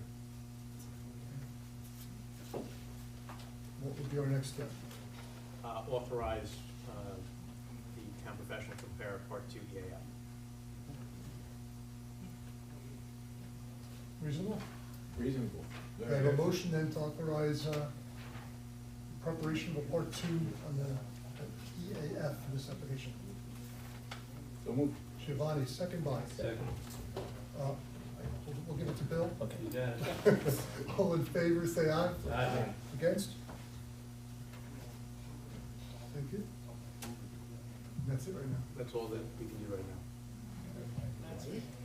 No, by all means, you have something to say. Can we just, we wanted to ask for confirmation that a site visit by the planning board wasn't necessary. I know we had attempted it on multiple occasions. Yeah, so I know you're looking at me here, so we could,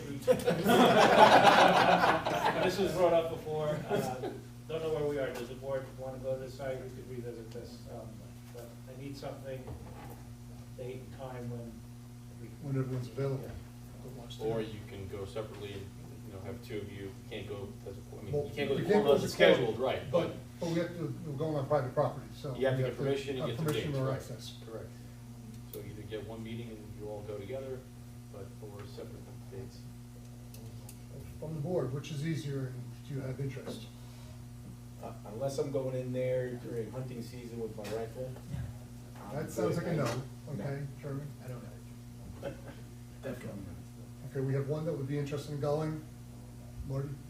No. Okay, so if you wanna coordinate with, Frank, Okay. and, put together a time and date that you might be able to, traverse the property. Anything else? Hold on, thank you. Have a good night. Don't take the mic with you though. Yeah, take the mark out.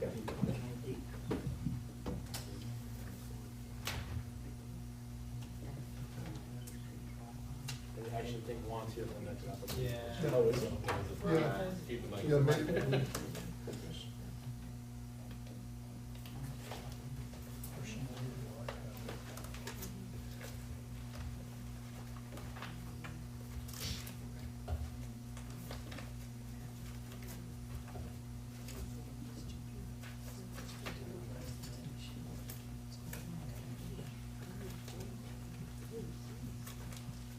That was a very thin one. Yeah, just one sheet.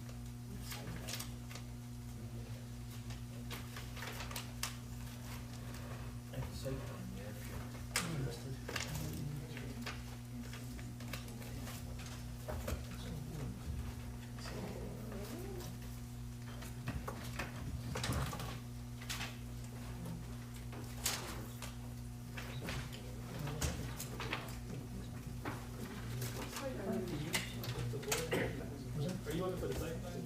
No, I was actually looking for my notes. Oh, Thank you. Mr. Chairman, you want my notes? No, I'll let you read your own. I got it here it is. Next item on the agenda. 349 Maple Avenue, Renru LLC, 19-1-77. It's an application for a site plan approval and special permit for trucking terminal for shipping non-agricultural products on a 2.8 plus or minus acre property along Maple Avenue, County Route 37. An AI zone with an AQ3 floodplain and ponding, stream corridor and water supply, watershed and scenic road corridor overlays. We're here this evening for an initial presentation and to commence the seeker process. Again, welcome. thank you. So we do have this, on this site, there's an existing building that's 2,800 square feet. It's a one-story metal building and it was constructed in 1962. On May 27th of 2025, we received a written decision by the ZBA allowing a lot area of 2.8 acres where 5 acres is required.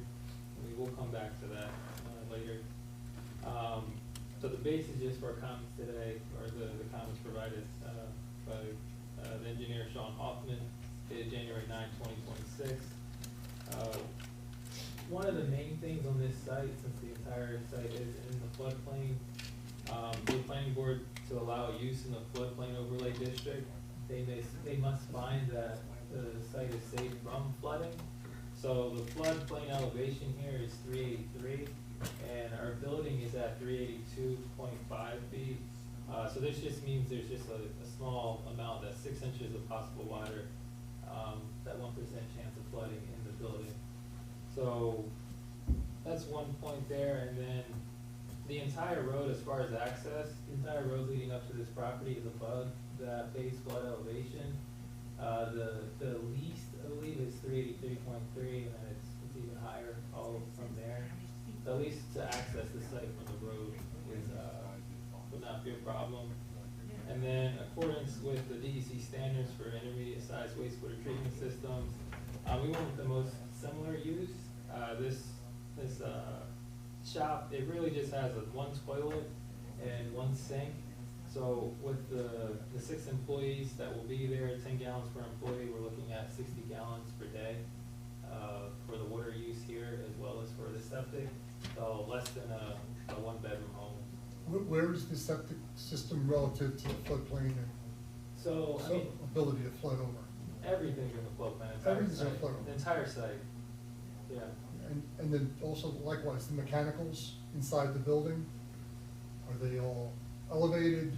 You're saying you can pull water into the building if you hit that 100-year flood? Absolutely, I can confirm on that, but I believe the intent is to have everything off the floor, the water heater, any other equipment. And Sean, how does that work as far as the leach field being in the floodplain? Yeah, so there's a couple things. There's how does it work under your zoning code, and I think that's most important to this board. And under the floodplain overlay regulations, they have to confirm that they have access, which they've done, from vehicle to the road. They haven't given you any information on the operation of wastewater and also the well. So they need to provide that as an addendum, essentially, to what they provided for the flooding access. I mean, theoretically, if the field were to flood over, could that damage this field? I don't know where the field is, or I don't know the first thing about the field. Okay. Generally, as you know, Mr. Chairman, yes, it can. And sometimes you can't use the site for a while after the floodwaters recede. So, but I'm actually more concerned with the water supply well. I want to make sure that that's above the floodplain, because that could make somebody sick. Sorry. Above and properly constructed, That too. even more important. Where is the well? Back. On the back, right behind the building. Oh, yeah, I see it now. Yeah, right here. And that fuel tank is a diesel tank, above ground or underground? I believe it's an above ground tank, I'm unsure of what the fuel actually is.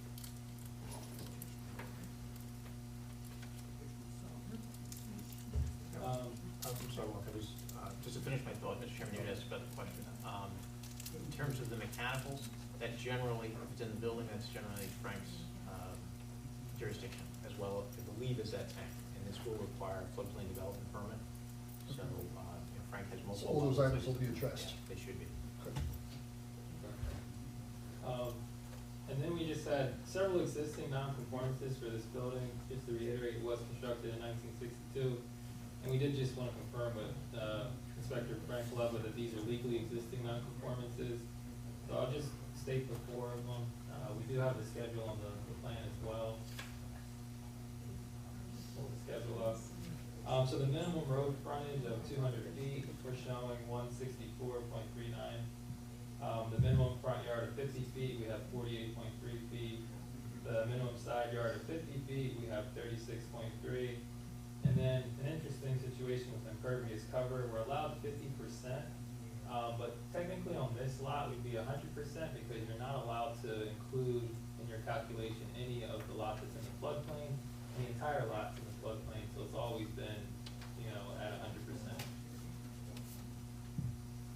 So we just want to confirm that those are legally existing. So I would say put it in writing, so Sure. Frank can consider it, but I do just want to add one thing to that one, and it was in my comments. So you're introducing this new use, right? This is a trucking terminal for non-farm, right? And in that, if you go into the code, there's a 200 setback requirement for the side yard, right, for the building, even though it's an accessory, right? So I don't think Frank can make that determination because this is a new use, it's a new requirement.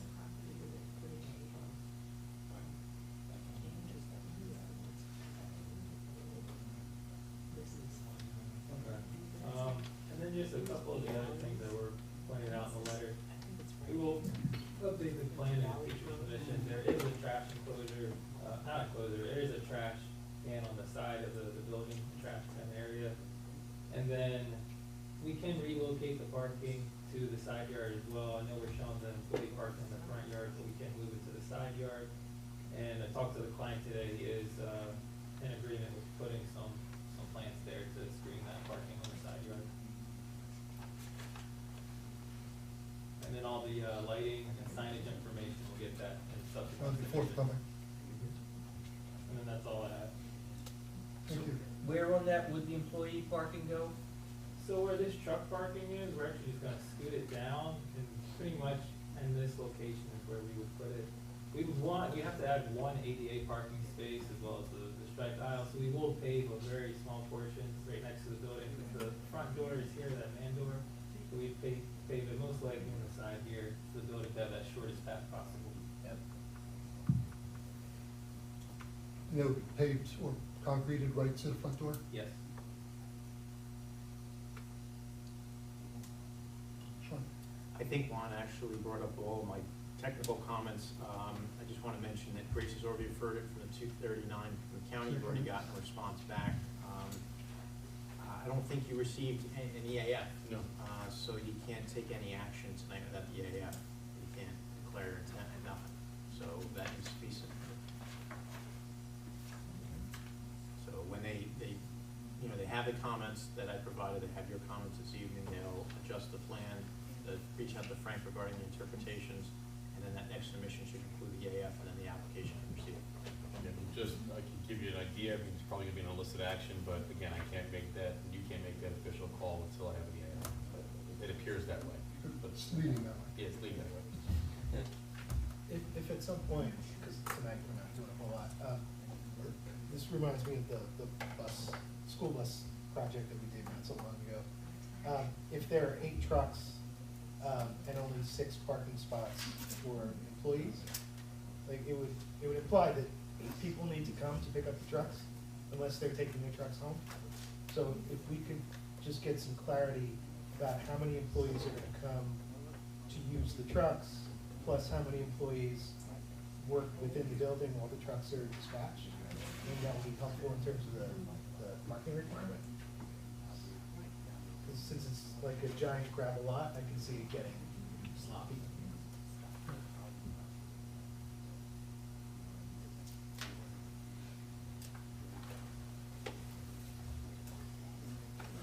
Clarify that next commission. Do you have any other questions for us at this point? No. In that case, thank you. Bye, for real, thank you. For real. Good tonight, anyway.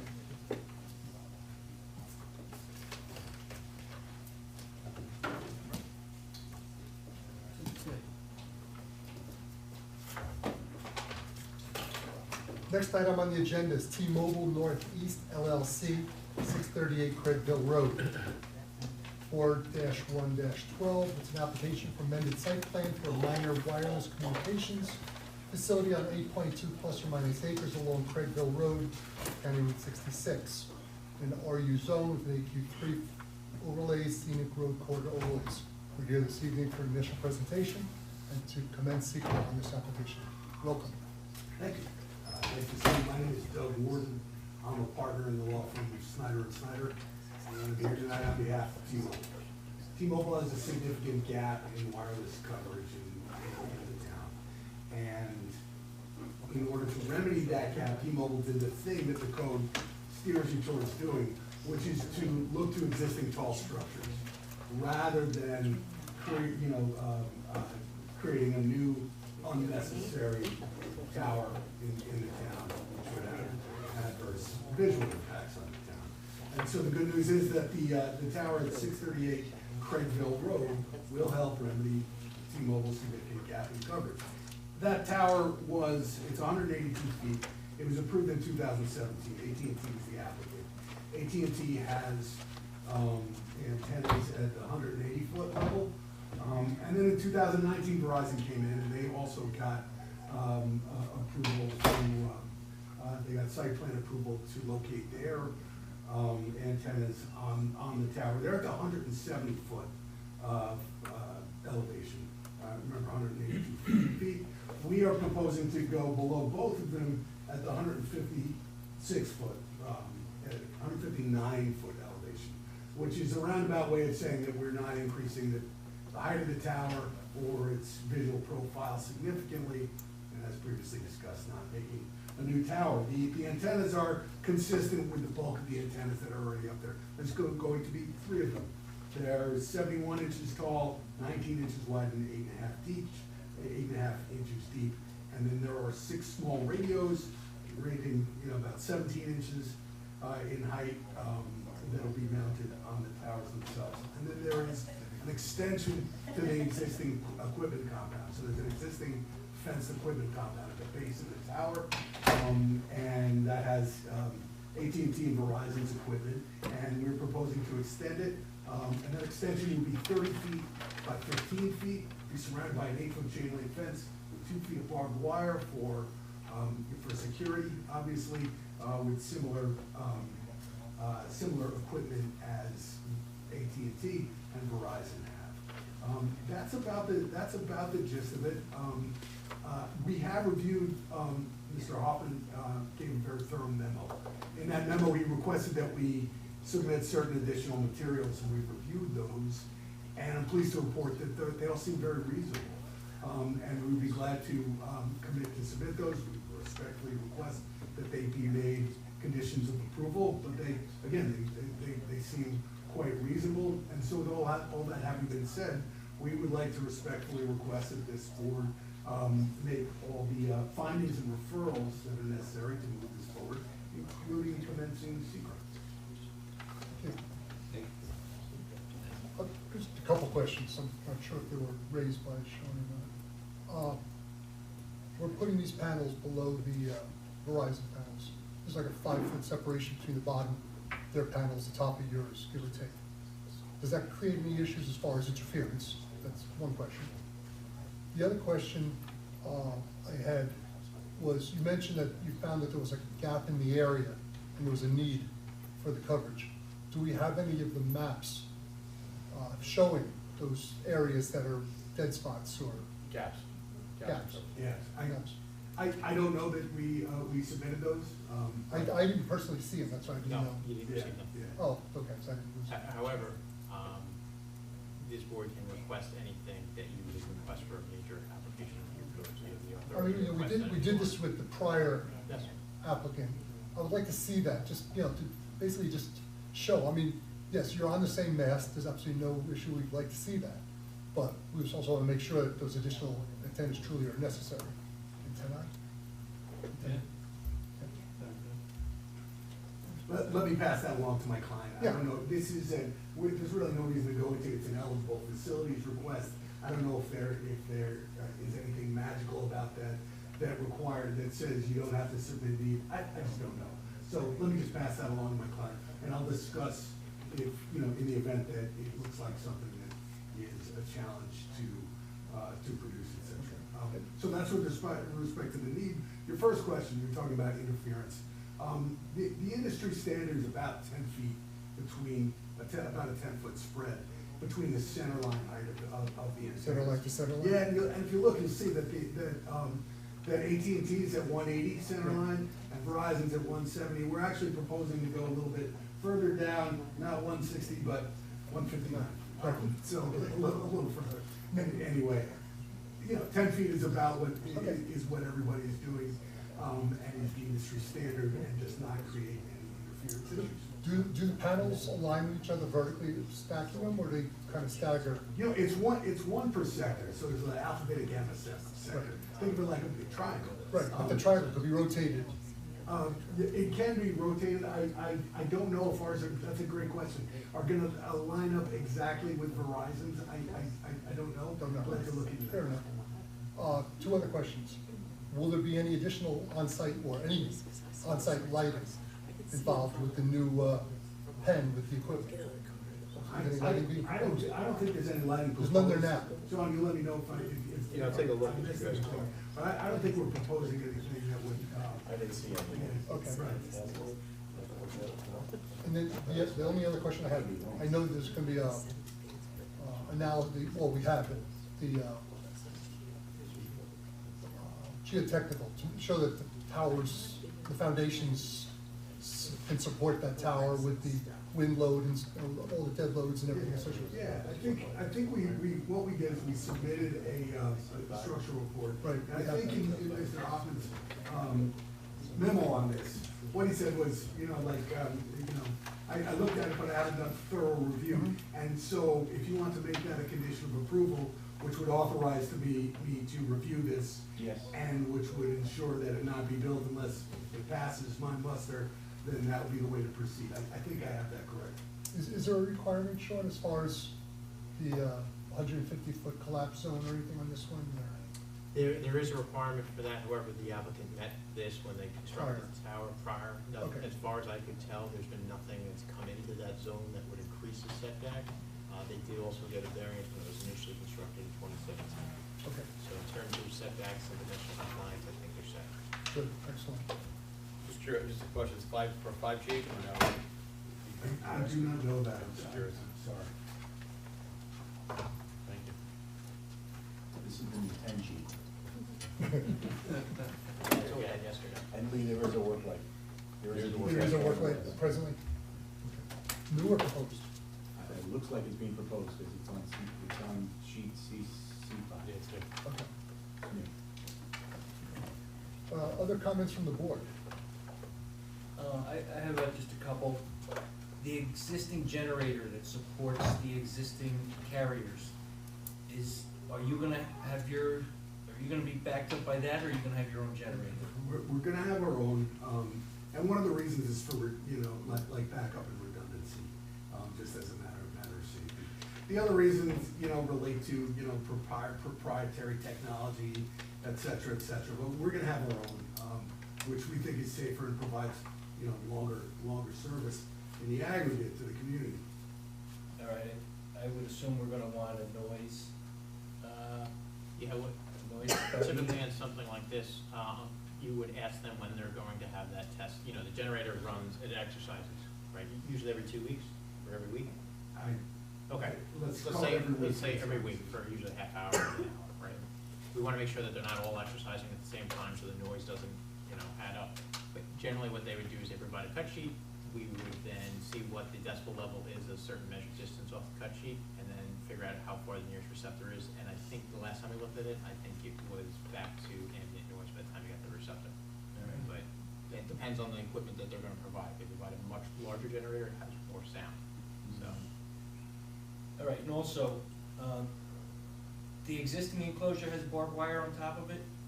Do we want barbed wire on top of this fence? I know with solar sites, I saw that, and I was drafting a comment about the barbed wire in my report, and then I went back to the other, I don't remember going back to 2017 or 2019 plans, and that did show barbed wire.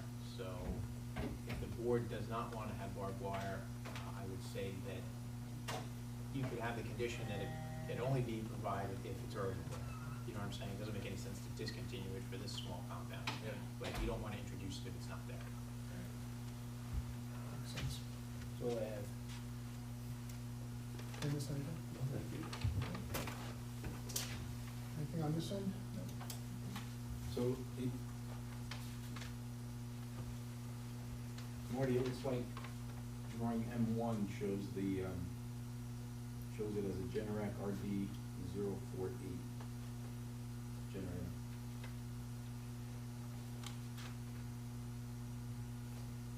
It's a saddle tank. It looks like it's a saddle, some type of saddle tank. I don't see like a decibel level or not. No, you probably have to look that up. Yeah, It'd be nice to be provided a cut sheet, but. If they've already spec'd it out, they can just send you the cut sheet right from the vendor. It's pretty straightforward. Anything else, Gio? No? Sean? So this is a co-location, so it's a site plan, review under your code. You granted a special use permit in 2017, and you've actually recently gone through a co-location application for T-Mobile in fact. So as you will remember, if you determine that it's consistent with that special permit and not a substantial change to the site, code, well, it's not a waiver, the code says you can't have it. Yeah, so it would be, it's up to you whether you wanna make that determination now. I did note a couple items that the application needs: owner's consent, engineer's report regarding interferences, FCC license. I think I also heard you were looking for a structural analysis, a gap analysis. Were there 2 sheets of paper for the site access? Are you talking the site access, or are you talking the other? No, this is in the owner's consent to be located on, not the property owner's consent. Oh. The tower Oh. owner's consent to have Okay. them on the tower. The original. Yeah. Okay.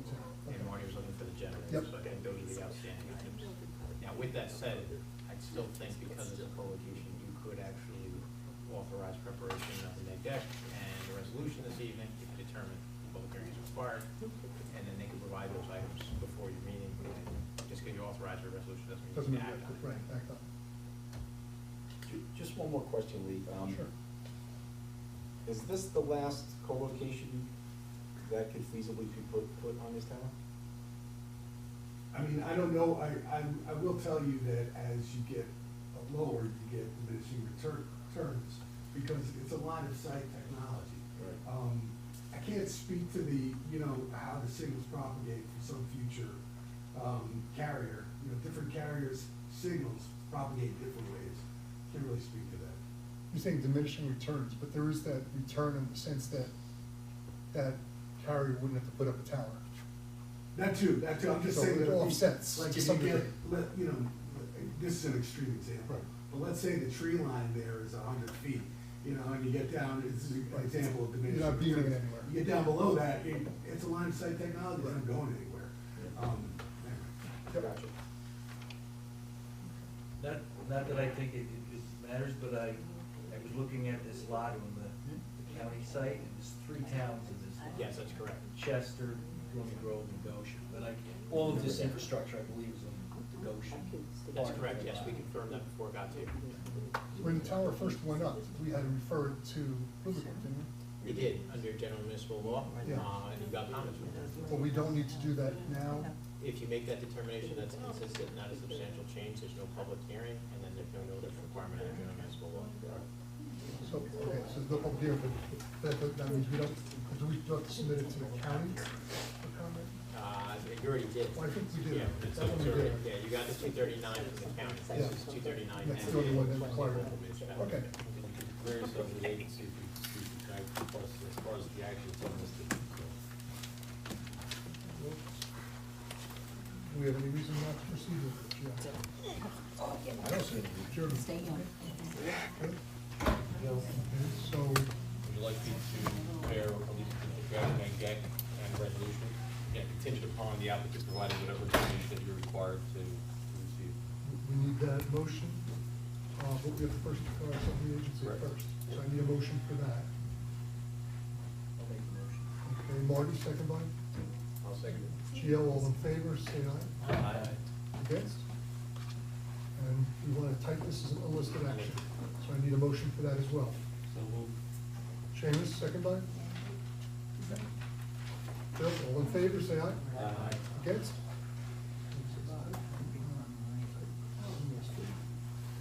Okay, can I have a motion to authorize council to prepare, a neg deck and a conditional resolution of approval? So moved. Gio, second by. I'll second. Marty, all in favor, say aye. Aye. Against? Okay. You know what you need to do. I do. Marty, 65 dBA in exercise mode, 70 dBA under max load. Not that Now bad. you can sleep tonight. Well, I can't hear it from my end. I don't think the neighbor's gonna hear it.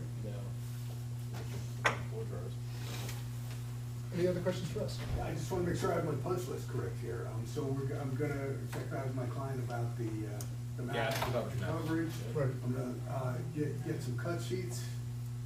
We were talking before about, a structural certification.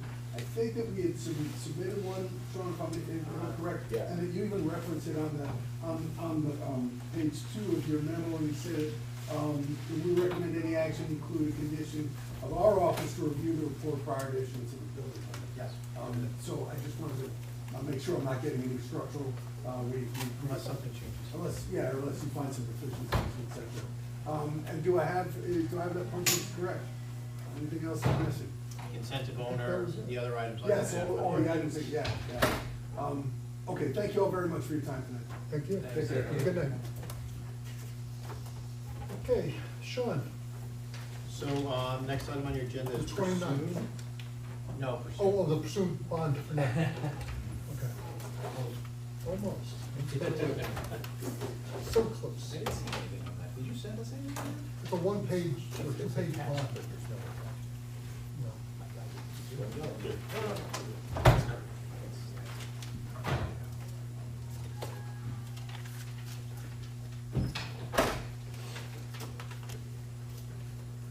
So, pursuing subdivision, they are moving ahead with construction. This board's already authorized performance bonds for phases 1 and 2. They have sought reductions of those performance bonds to the town board at their last meeting. They now are looking to file, they're looking to have the chairman sign the plat for phase 3 and then file that plat with the county. In order to do that, they need to post a performance bond. Because they've done a lot of work, the recommendation that we had given you some time ago is no longer valid, so they've asked us to reduce that. So, originally, we had calculated about $452,000 in public improvements on phase 3. They've now whittled it down to $59,600. So I would be asking this board to. Does that go by what the current value of those improvements would be? I didn't really change the unit prices. but Like I just asphalt, for reduced- instance, is that? I didn't change those because then it gets harder to Okay. follow out. But Okay. all we did was reduce the quantities. Quantities, okay. And Phase that, 3 is their final phase? this is their final This is phase. the final, this is like 20 flats, something like that. Yeah, it's pretty large. But Mr. Chairman, to your point, there is a 10% contingency in there, and there is also a requirement that they file a maintenance bond. So, Any comments from the board, or do we concur with Sean's analysis since he's the expert? I trust it. I think everyone I trusts. concur with Sean because I'm afraid of him. Sean. No, just joking. In addition to the fact that he knows what he's doing. In addition to that.